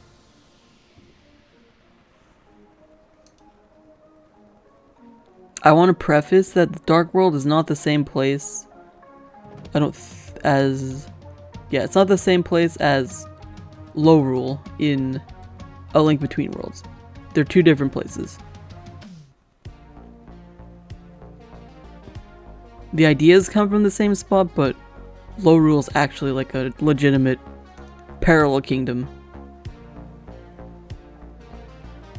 I really hope they do more on Lorule. That'd be so cool. If we got like a 3D game in Lorule, that'd be sick.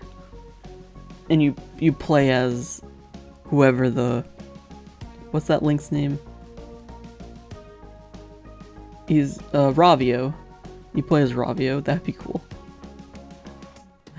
Fucking Dink. Wonk. Oh, okay. Okay, anyways, I'm being sidetracked a lot. This timeline starts off with the imprisoning war. This is such a cool picture.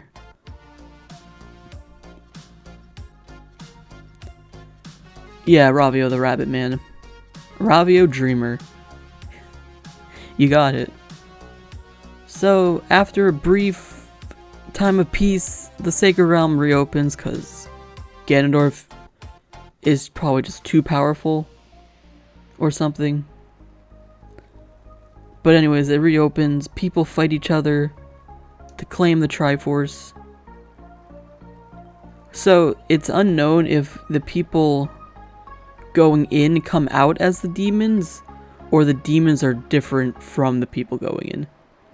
So either the people go in, come out as demons, or they go in, are trapped, and then it's unknown. I want to point that out.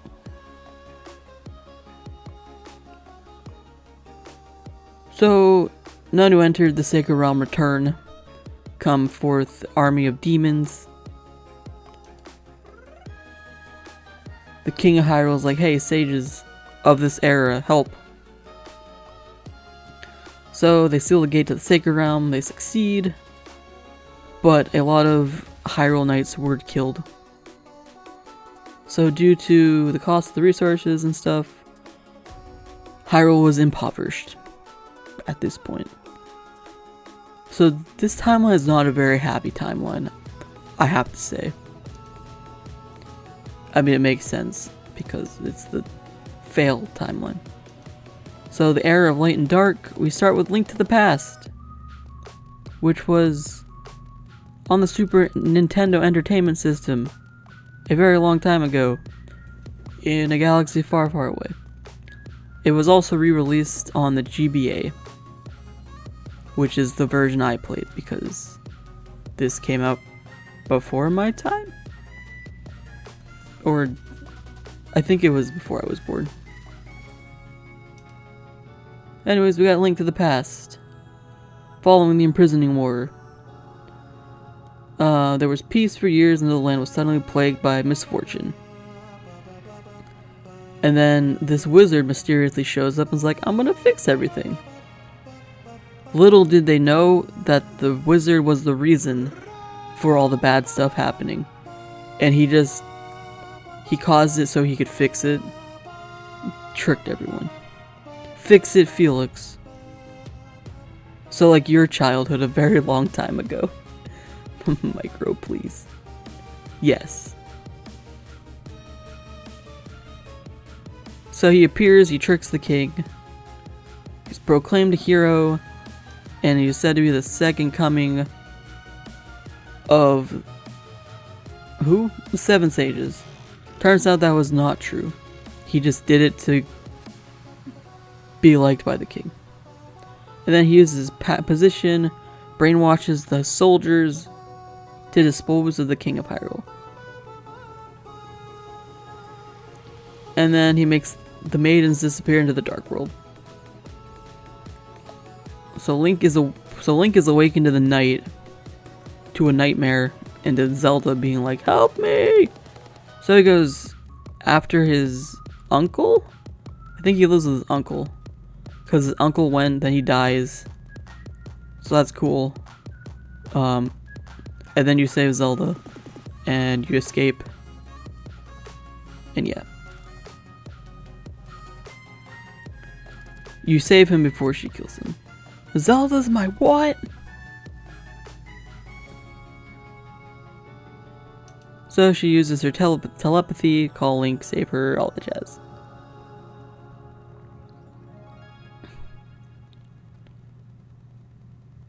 Oh, and also your dying uncle gives you the sword and shield, so you can fight. And then you go, the priest tells you, so you bring the Zelda,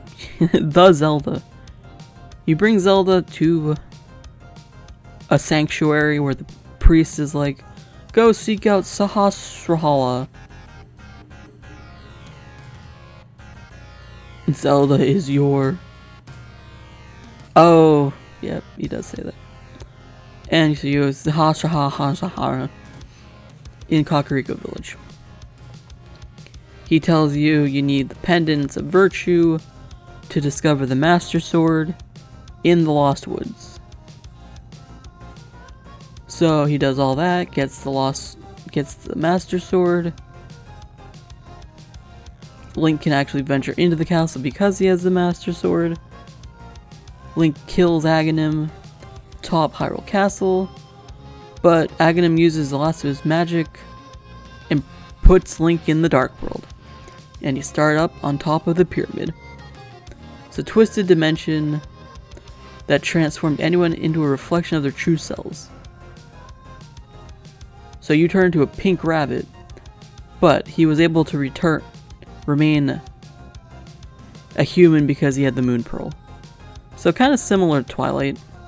You change into an animal, but in this world he does become a rabbit boy.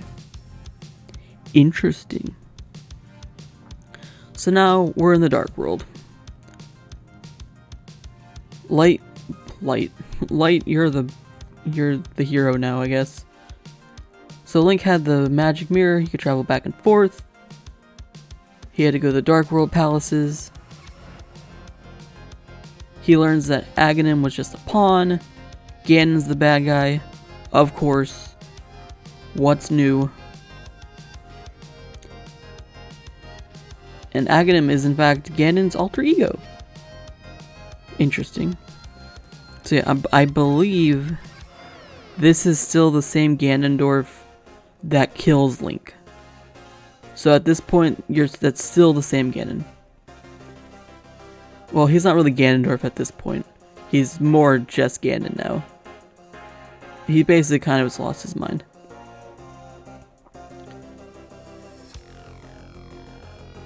So then you go to Ganon's tower. He escapes, goes to the Pyramid of Power. They fight. You beat Ganon.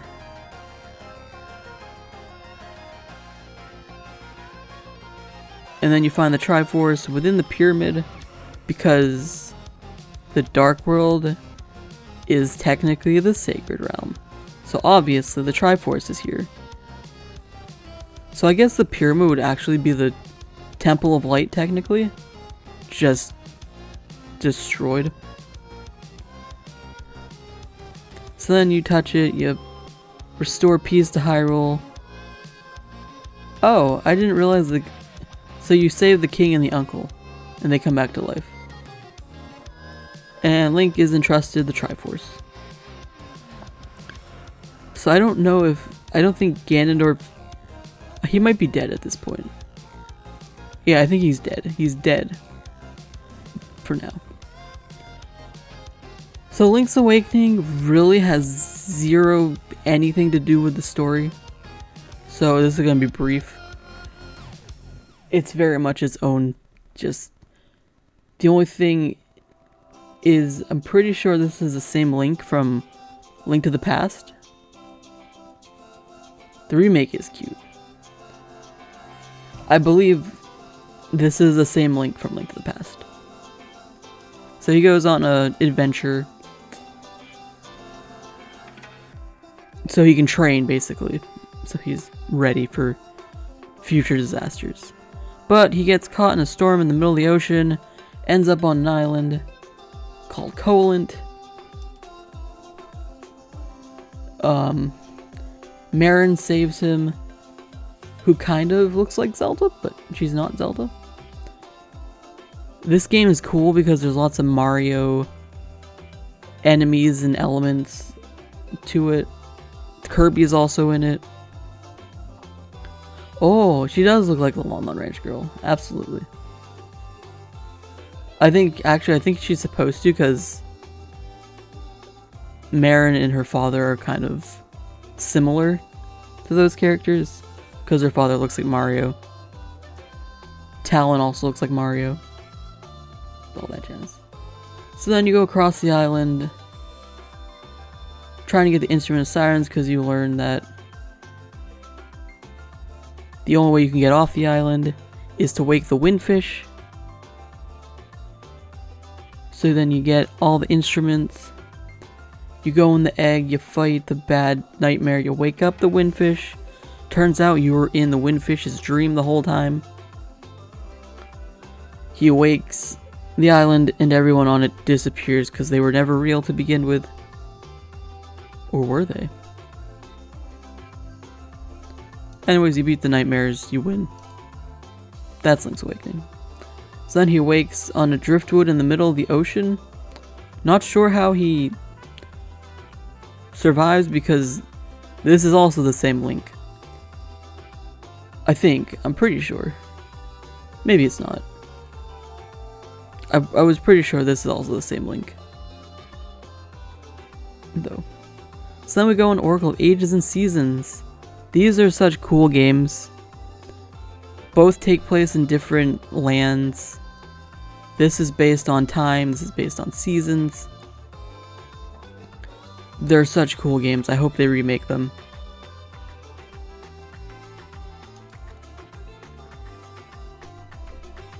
Same, Tyrant. Ages was, so for Christmas I got Ages and my brother got Seasons. And Ages is actually the harder one of the two. And it's supposed to be the second one. You actually play through Seasons and then Ages. That's the canonical order. Oh, so these have comics too. And in the comics, Seasons comes first. Or the manga. I guess it would be manga. But anyways, it starts, well, it doesn't start with this, but the twin Rova sisters are the masterminds behind this whole thing. They're trying to revive Ganon. For this, they need 3 flames: the flame of destruction, sorrow, and despair. And then a human sacrifice is the last thing they need. So, in order to obtain these flames, the witches send out their minions. General Onyx is sent to Hollandrum, which is this game. Farron is sent to this game. And they're trying to get these flames. Exactly, Light. You understand. Yeah, I have all the books too. I got the collection for Christmas, so I imagine it doesn't have Twilight Princess either. So anyways, Link is called, he's beckoned to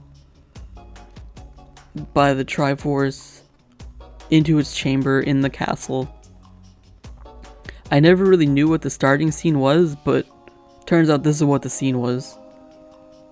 And then once he puts his hand on the Triforce, he gets transformed? He gets sent to Holodrum. It just is like, bro, go to Holodrum. And it yeets him there, where he begins a new adventure. So in Holodrum, there's a group of traveling performers traveling with a girl named Din. Link dances with Din. Turns out Din is the Oracle of Seasons. She's also a goddess, but anyways. Onyx captures her. Holodrum's thrown into chaos.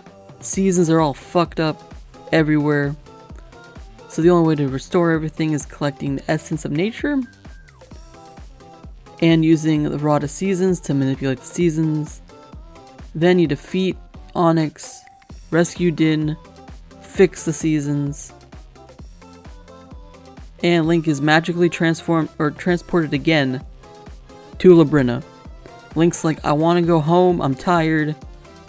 Triforce is like, fuck you.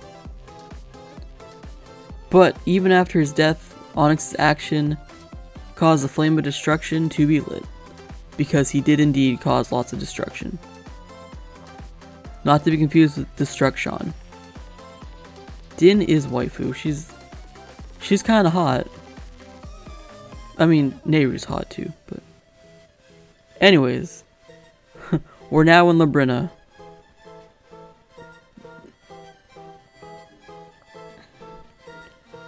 Where Link meets up with Impa, who had just been attacked by monsters. You kill the monsters, you save Impa. She helps you move a block. Actually, you help her move the block for reasons. You meet up with Nehru, who is singing to animals. She's basically Snow White, honestly. But then it turns out that Impa had a shadow in her. That's why she couldn't move the rock. You needed you to move it. Turns out Impa was being possessed. Then the shadow possesses Nehru, who is actually the Oracle of Ages, aka the goddess of one of the three. Ends up the shadow is Varen. She's evil. She sends Nehru back in time to alter the past and change the future.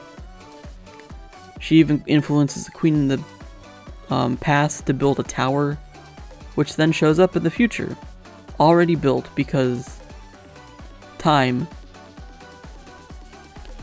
So then you use the Harp of Ages to travel back and forth between the past and the present. It's wild to me that there's literally just a harp that does this. But you need the essence of time to defeat Varen. So then you get those, you challenge her. Link was able to drive Varen out of the body of Queen Ambi, defeat her, but it was too late. Flame of Sorrow had been lit. Also the beacons of Minas Tirith as well. A fun little fact.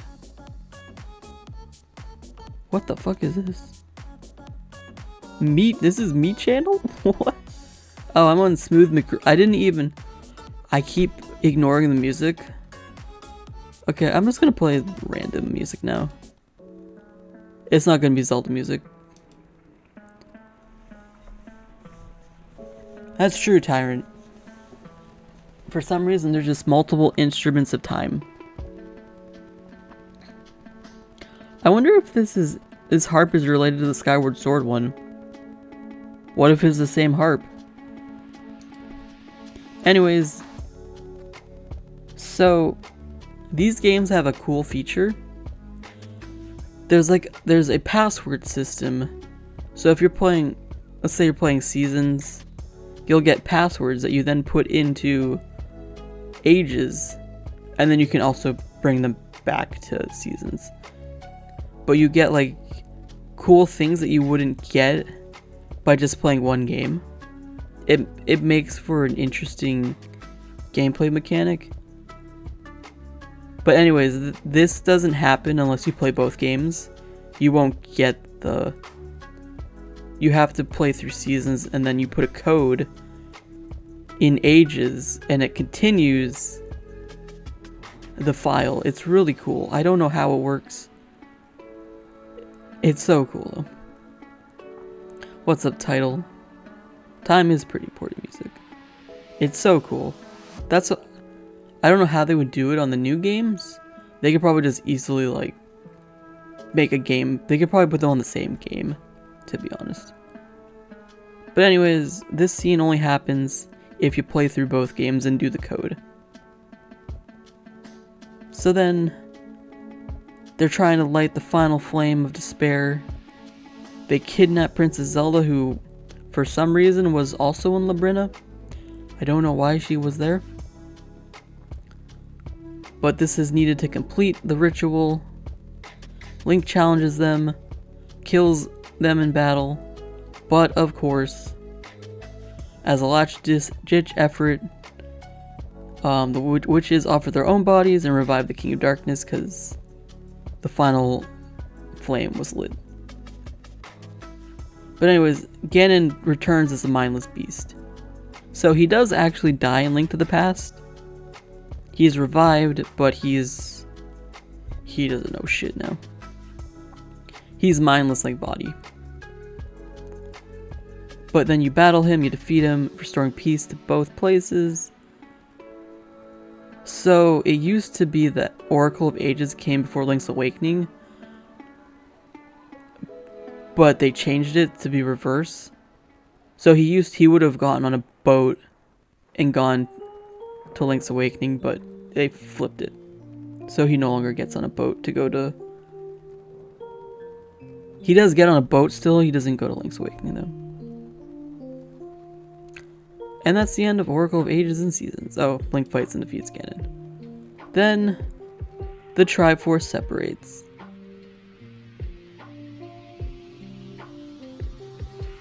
Yeah, title probably. But I hope they keep all like the connecting things, like getting the different items. So you would need to like give a password to a certain person, and then something would happen in the game. I hope they keep that. I really, really do.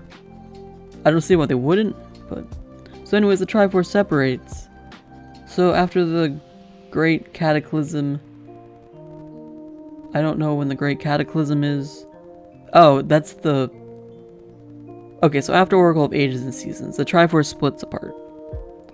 Despite Ganon being sealed in darkness, he somehow obtained the Triforce of Power, which remains sealed with him. And then the Triforce of Courage is unknown. Triforce of Wisdom remains with the royal family.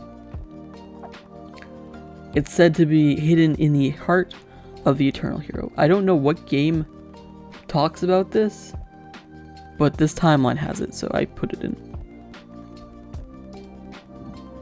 And then we move on to A Link Between Worlds. The only oh no, there was another 3DS, but the only main story 3DS game. Link Between Worlds. Oh wait, no. There was the remakes too of Majora's Mask and Ocarina of Time. Ignore me. This game is so good. There you go, Light. Thank you. This game is really cool. So we start off with a wizard showing up named Yuga. This game is basically taking A Link to the Past, but giving it more of an actual story. Even they're separate stories technically, but that's basically what this was, and it came out awesome. It's so good. So anyways, A mysterious wizard appears named Yuga. Although this one, he just invades Hyrule from another world. He doesn't trick the king. He just comes in and is like, fuck you all. Yes, like, it's the same, yeah. Same Hyrule, pretty much. It's the same map, but obviously they did some changes to it. It's really cool. What's up, Pat, Witless Lamb? How's it going, man? Welcome to my timeline stream.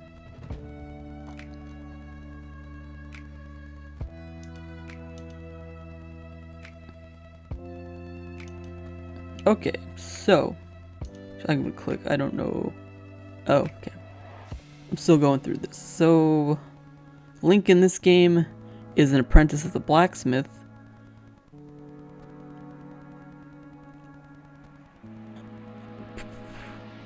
So he, I forget how he gets to this point. He goes to where Yuga is and tries to stop him, but Yuga succeeds in acquiring all 7 sages. He puts them in paintings, because that's his magic. He makes things into paintings. And he also kidnaps Zelda. Treats us back to his world, which is Lorule, which is a parallel land to Hyrule. There's some people have actually done theory videos where they've tried to say that, well, they haven't tried to say, but they theorize that Termina and Lorule are the same place, which is an interesting idea. The video is really cool. It doesn't really work, to be honest, but it is a neat theory that Termina and I forget how, I think they say that like Termina is, or no. Yeah, it's an interesting idea. I forget how it goes, but it's interesting. Baddie Bob Ross, basically. Just chilling, nice. I'm doing pretty good. This stream has been going a lot better than I thought it would. I'm having a lot of fun explaining everything. I hope people still think it's cool. And then, so after this, people will be like, oh, I know why he's playing this game now, because it comes in this order. And maybe you'll remember bits and pieces of what I talked about. Maybe not. It's still fun. Anyways, Link is too late. Link is actually turned into a painting, but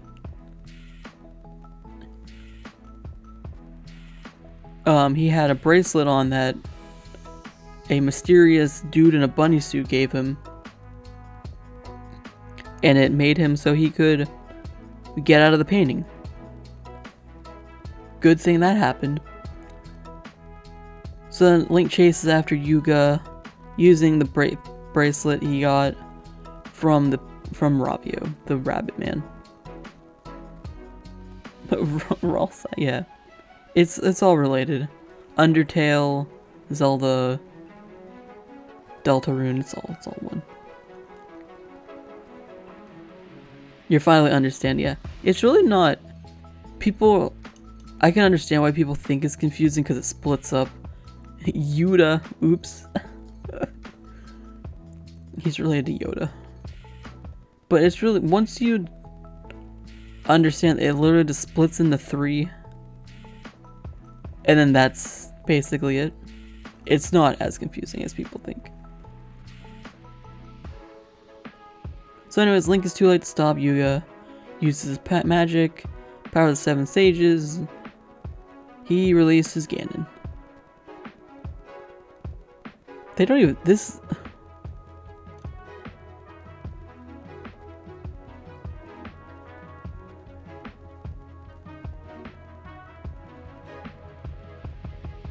This game really, or this timeline part doesn't really talk about the game.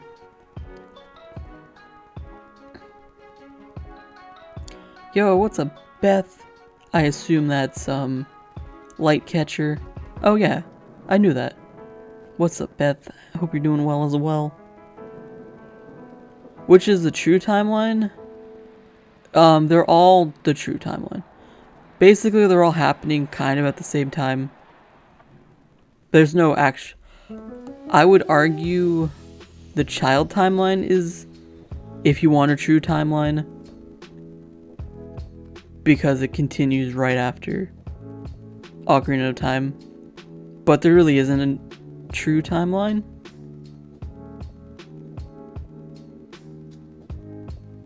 Anyways. So yeah, you save all the sages. Oh wait, no, you don't save the sages. What do? I don't know. I guess this happens before. I don't remember.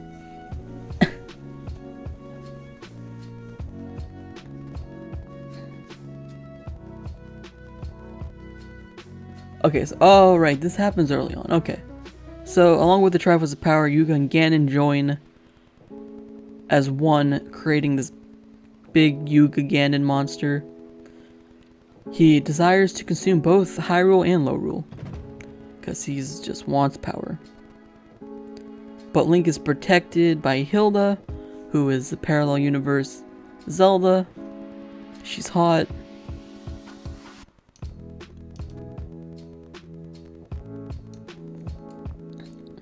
Literally the coolest design. Also, the cool thing is, they have a Triforce in Lorule, and it's upside down. And I think that's the neatest thing.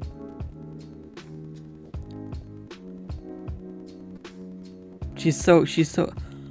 Oh, why didn't they put her in... They should have at least given Zelda, like... Or do they? Maybe they did do that skin. I don't know, she deserves her own character. Though, she's so cool. She is goth. She's just goth Zelda. Anyways, she's the dark counterpart of Zelda. She urges Link to save the sages who are sent across the far reaches of Lorule. Yo, what's up, Moomin? AKA Better Zelda. I hope you're doing well, Moomin.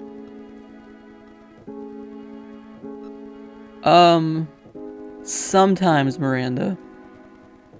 When Demise has like an upside down Triforce, and that's evil, but this one's not evil. It's weird. So it depends on the context. This one's good. It's just the parallel universe's Triforce. But I guess if you're in... I don't know how to explain it, but...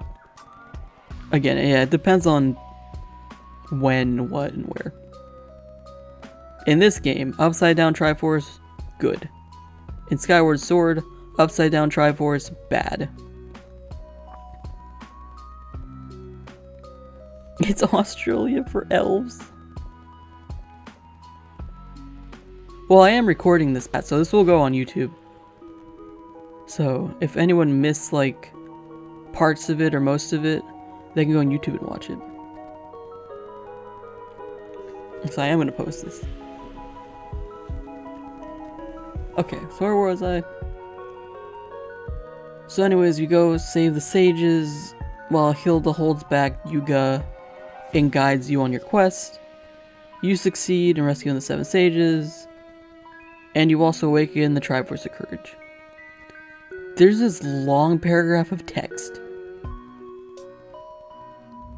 and I'm pretty sure it's literally just about the battle. Anyways, you find Hilda in the throne room. She reveals the truth. She's the one who sent Yuga to obtain 7 sages and release a demon, because they lost their Triforce. So the only reason she's doing this is because they lost their Triforce. It got destroyed. So Laurel once had its own Triforce. It's destroyed by her ancestors long ago to stop endless wars. Now the Triforce is gone and the kingdom's crumbled. Monsters, darkness.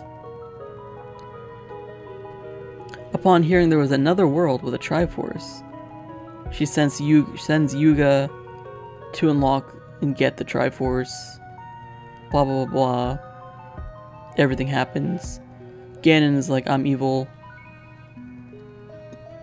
Yuga's evil as well. So Yuga is just the Ganondorf of Lorule. But I don't think Hilda knew that.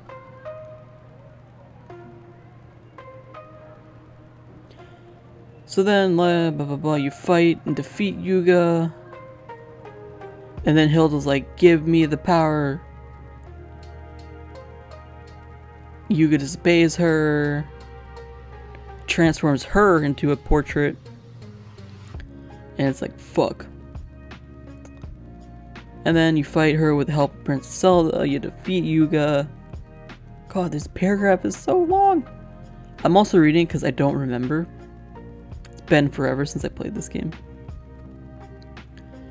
Then Ravio appears, takes off his hood, reveals to him to be Link's counterpart.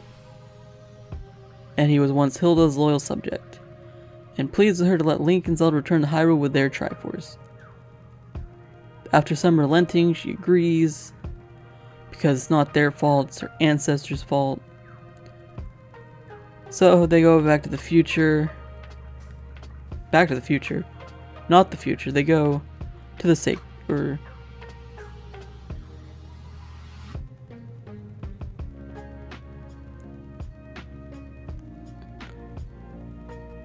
what? Anyways, they return to their place.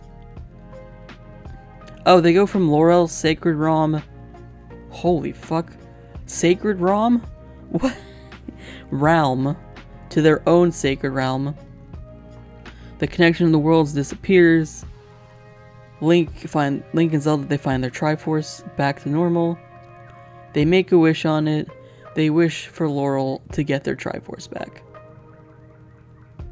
And Laurel is fixed. Which is pretty fucking cool. Okay. This next game I skipped because it's stupid. The next game was supposed to be Triforce Heroes. It literally has nothing to do with anything at all. So I skipped it because it's stupid. I do want to point out this is the same Link from A Link to the Past, but it's still stupid. And she wishes for a mountain of gold coins. Yeah, because now they can wish. Anyways, so the Golden Era, following the events of A Link Between Worlds, the kings of Hyrule govern the land, unite the Triforce at their command. Kingdom of Hyrule flourishes. I think this is like the first time Hyrule actually flourished. And then there's the Age of Decline. It's like, what the fuck happened? Bad stuff happened between then and now, I guess. You had the Golden Era, now you have the Era of Decline. So this starts off with the tragedy of Princess Zelda I.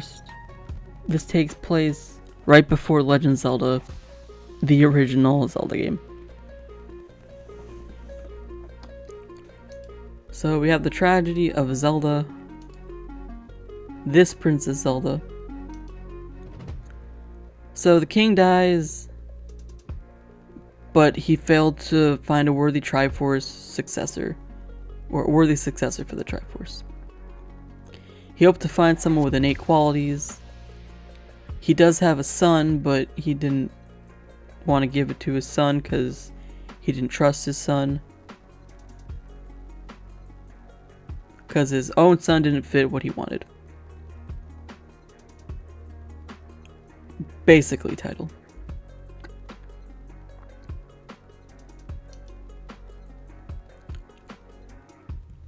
Eventually his son gets the Triforce of Power and Wisdom, but not Courage.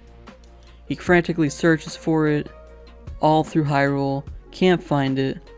Then a wizard comes and tells the son that his younger sister Zelda has it, or knows the location.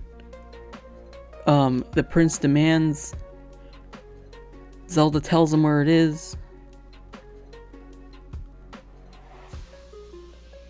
but Zelda refuses.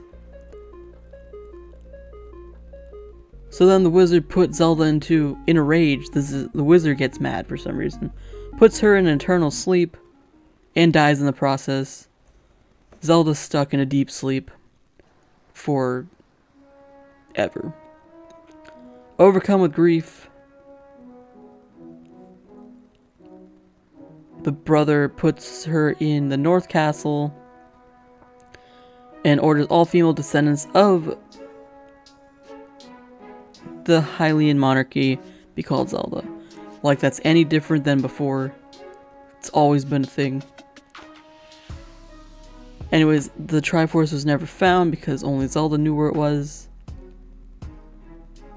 The royal family was no longer able to rule because they couldn't find the Triforce. And no one worthy of using the Triforce appeared. Kingdom was divided, reduced in size, era of decline. Then we have the first ever Zelda, the game to start it all. And you'd be surprised, but I've never beat this game. Right title. Sleepy Zelda timeline, exactly. So this is many years after the previous events. An evil army attacks the little kingdom of Hyrule, steals the Triforce of Power. King Demon Ganon leads this army, who once again was revived. Somehow, they don't even... I'm going to assume it's the army that revived him. They don't really say. Obviously, in the game, they don't even say because the game has no dialogue, so... Or very little. It's unknown. But he wants to plunge the world in fear and darkness.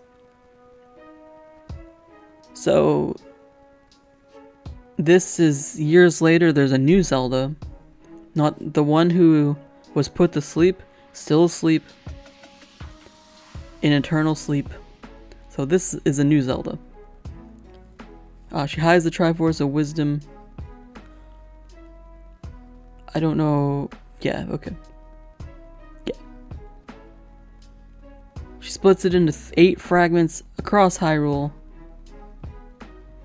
And then she commands Impa to go find a man. Come on, Hyrule. Come on. Anyways, she goes, finds, is saved by Link. Because Impa is being pursued. This Link is like, I'm gonna save you. Oh, I can do that. Interesting. Good to know. So she finds Link. Then she asks, yo, Link, can you save us? So then this Link is like, okay. He goes, gets all the pieces of the Triforce.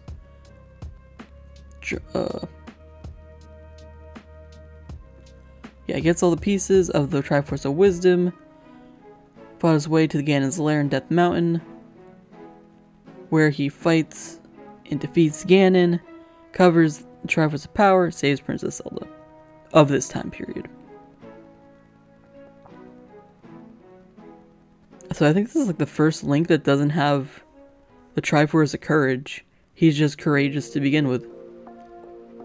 And then we move on to the final game of this timeline.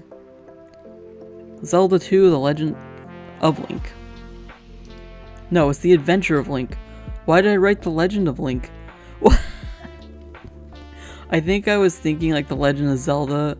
It's The Adventure of Link, not the... Oh boy. The triple take. I was like, what? Okay, anyways. Zelda 2, The Adventure of Link. I would say out of all the main series games, this is the least liked. Just because it's so weird. It's so different. Instead of it being a top-down, it's a side-scroller. Like Mario 64, or Super Mario Brothers. It's really weird. Anyways, Ganon's underlings try to revive him, because as you know, Ganon keeps fucking coming back. So although Link had defeated him, his underlings remain. They want to return him back. Probably Micro, I would agree. It's definitely a hard game. Anyways, they continue to cause chaos and disorder in Hyrule. The key to the resurrection of Ganon is the blood of Link, who overthrew him to begin with. Demon King would be revived by sacrificing Link, blah blah blah blah. Anyways, Link remains in the Kingdom of Hyrule and tries to help restore Hyrule.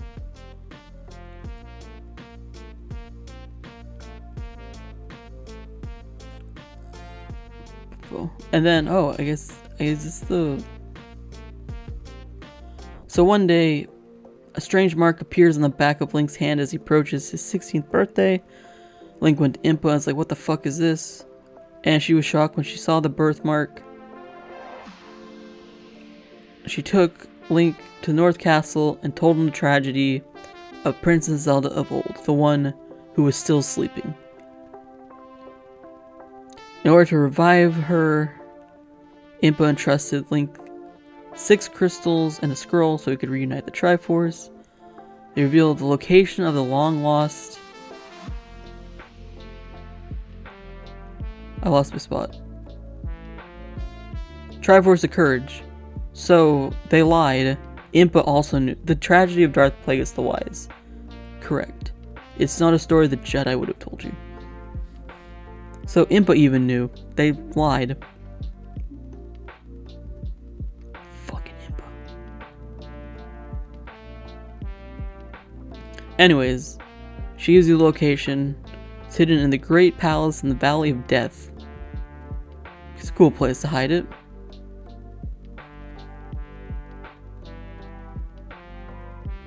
Right title? It's crazy.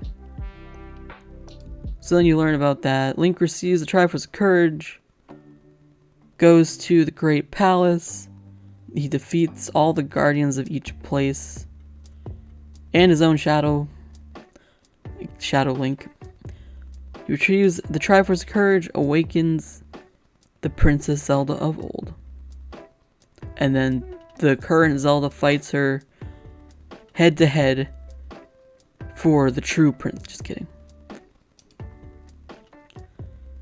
Revival of Ganon is prevented. Peace returns. The Triforce is reunited for the first time since Zelda was put to sleep however many years ago. And then you think that's the end. But then we have the Breath of the Wild era. This takes place a very, thousands of years after all the other Zeldas. So at this point, it's not really known if it's in any of the timelines, if it's in a specific one, if all the timelines come together. It doesn't really matter. At this point, they would have all become legends because this takes place tens of thousands of years later. Or thousands of years later. So, now that we're here, we're very far in the future. Where do the CDI games fall in this timeline? Probably around Link to the Past. But not actually. They're definitely not canon. At all. They're not Ganon either. I'm gonna take a sip of my...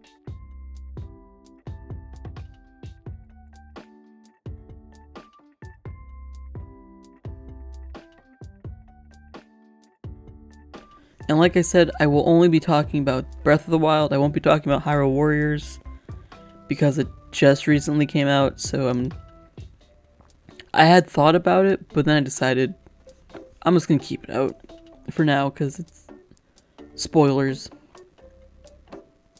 Oh yeah, this even prefaces, they take place during an era long after the events of the earlier games, having become legends or myths.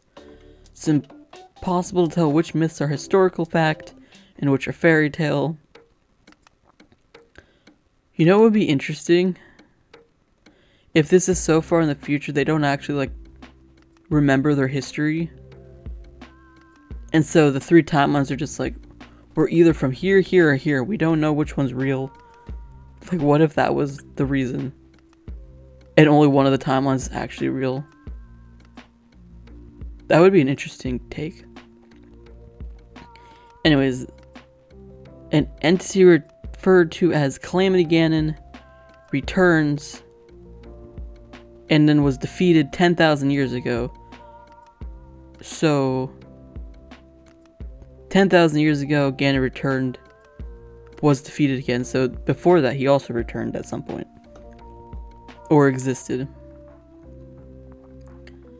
So again, this is very, very far in the future. If even 10,000 years ago was something else not related to the original timeline. So he's defeated 10,000 years ago, then he's revived again 100 years before the start of the game. Takes place at the end of the timeline branch, but which timeline it falls under is up to the player. So at this point, there's nothing, it's up to you what you want. So I like my theory. So we start off with the Great Calamity. Advanced civilization. It could be a reset, you don't know. We don't know. Maybe there was a Link that wished on the Triforce and was like, I just want to reset this whole universe. Boom. Ganon still exists. Didn't matter. So anyways, yeah, 10,000 years before Breath of the Wild, the Sheikah tribe existed. Again, they had very highly advanced technology. They built the Guardians and the Divine Beasts to prepare for Ganon's return. When he did return, the present reincarnations of Zelda and Link sealed him away with the support of the Guardians and Divine Beasts. Despite the success, the king was paranoid, fearing the Sheikah might betray them. So he had the Divine Beasts and the Guardians buried across Hyrule. And then at one point, part of the Sheikah split off, making the Yiga clan, who swore allegiance to Ganon. And then the Sheikah were scattered across the land, many bending their technology. Civilization Hyrule declined to a primitive state over the following millennia. Amazing. During this time, the Sheikah settled in Kakariko Village and were no longer banished by the royal family. So that's cool. Then we got signs of Ganon's return. Why is this such a specific date? It says about 9,883. Oh. Because she would. Okay. I understand. Because she would have been. Then 17 years later. Is 100 years before birth. I get it. So 9,883 years after the Calamity's defeat, a new princess named Zelda is born. As is tradition, all princesses are named Zelda. There's a lot of Zeldas. And then a prophecy warns the return of Calamity Ganon, which I guess it happens every 10,000 years now. Hoping to prepare, like their ancestors, they began excavating the Divine Beasts and the Guardians, restoring and activating them. And they got 4 more warriors to drive them. Daruk, Revali, Mipha,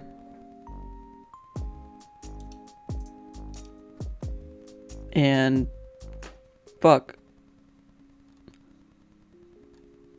Urbosa. I'm dumb. Link's also a champion, but he doesn't ride one of the Divine Beasts.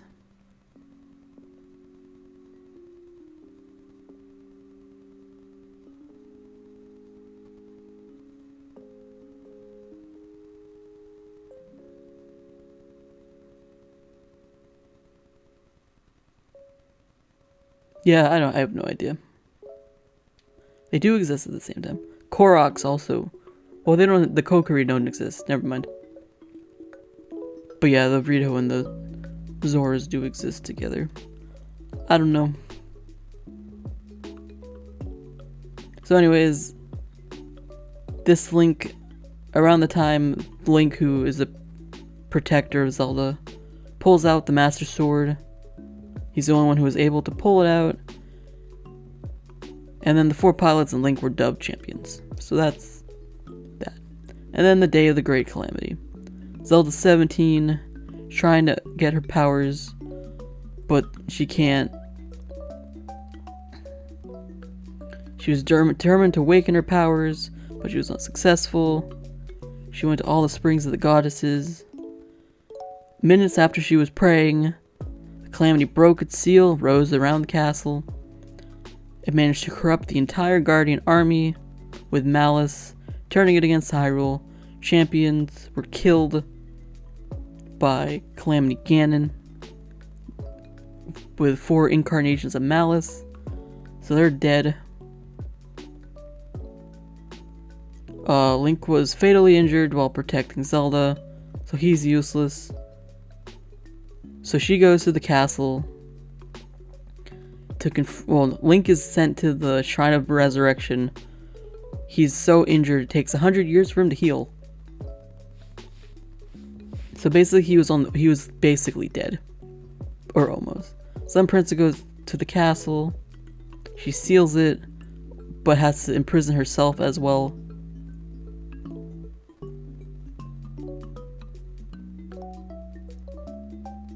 And so yeah. That's all that. Now we move on to Breath of the Wild. The most recent main series game.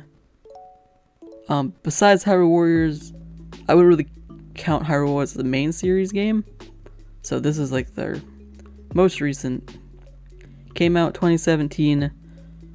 The first game to come out for the Switch.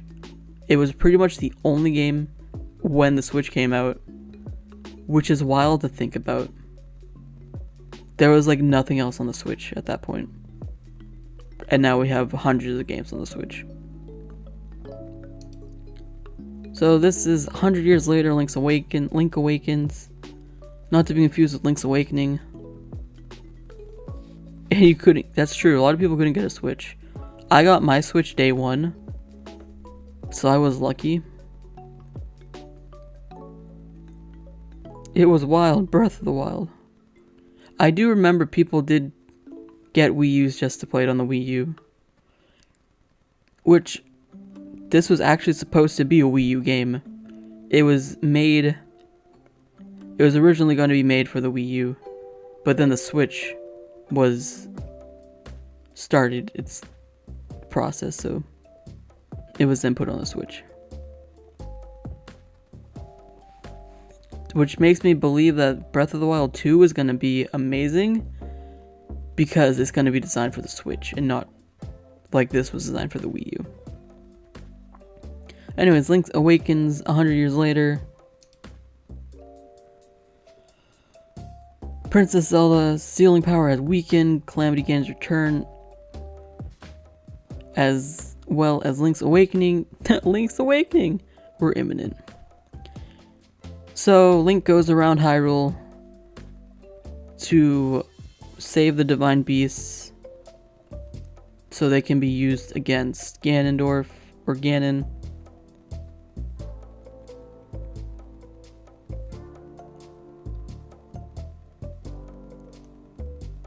Outside the Shrine of Resurrection, you meet King Rome, who's pretending to be somebody else, but he explains what happened over the past 100 years. You also obtain the Master Sword from the Korok Forest again. And you're guided by Zelda's voice. Although you can choose to just go straight to the castle, because it's up to you. But anyways, you take back the divine beasts. You free the spirits of the deceased? I've been talking so long. Deceased champions. You critically injure Calamity Ganon, scattering the malice covering him.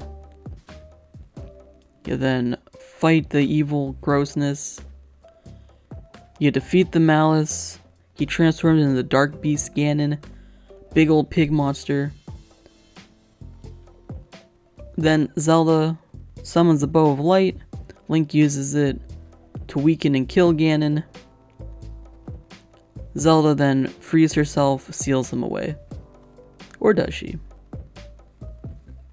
After defeating the Calamity, Hyrule begins to slowly flourish again. Princess Zelda focuses on rebuilding the kingdom. Link continues to support and protect her. And then the sequel to Legend of Breath of the Zelda. Legend of Breath of the Zelda? Holy shit. The Legend of Zelda Breath of the Wild is now in development. Legend of the Legend. The Leg. Probably title. Use a stock tracker. Didn't know what a GameStop had one. Getting trampled by divine beasts, that's taste of defeat. The Leg was so funny. It's gonna be roughly thousands of years before the sequel comes out. Zelda's Breath, oh my god. Anyways, so actually, why don't we watch the trailer? We're just gonna watch the trailer. That makes more sense than me talking. But anyways, that's the end of the presentation. I hope you enjoyed. I hope you learned stuff. I had a lot of fun with this. This was like the most fun I've ever had making a presentation. Obviously, because it's something I like. Did Zelda brush her teeth? Probably not. I bet her breath was rank. That was incredible. Thanks, guys. I'm glad everyone enjoyed. But as I go through the Zelda games, I'll talk about lore and stuff. I'll nerd out about everything Zelda. Mario Timeline when? Oh god. That'd be hilarious. Thanks, Miranda. Okay, let's watch the trailer.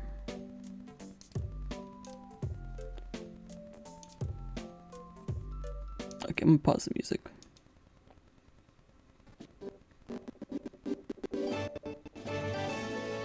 Actually, I'm probably gonna stop the recording, YouTube. I hope you enjoyed. I hope you learned a lot. Miranda, thank you for gifting a sub to Tyrant. Tyrant, enjoy that. Hell yeah. Yo, that puts us back at 50 sub points. You guys are awesome. Anyways, YouTube, take care. Bye-bye.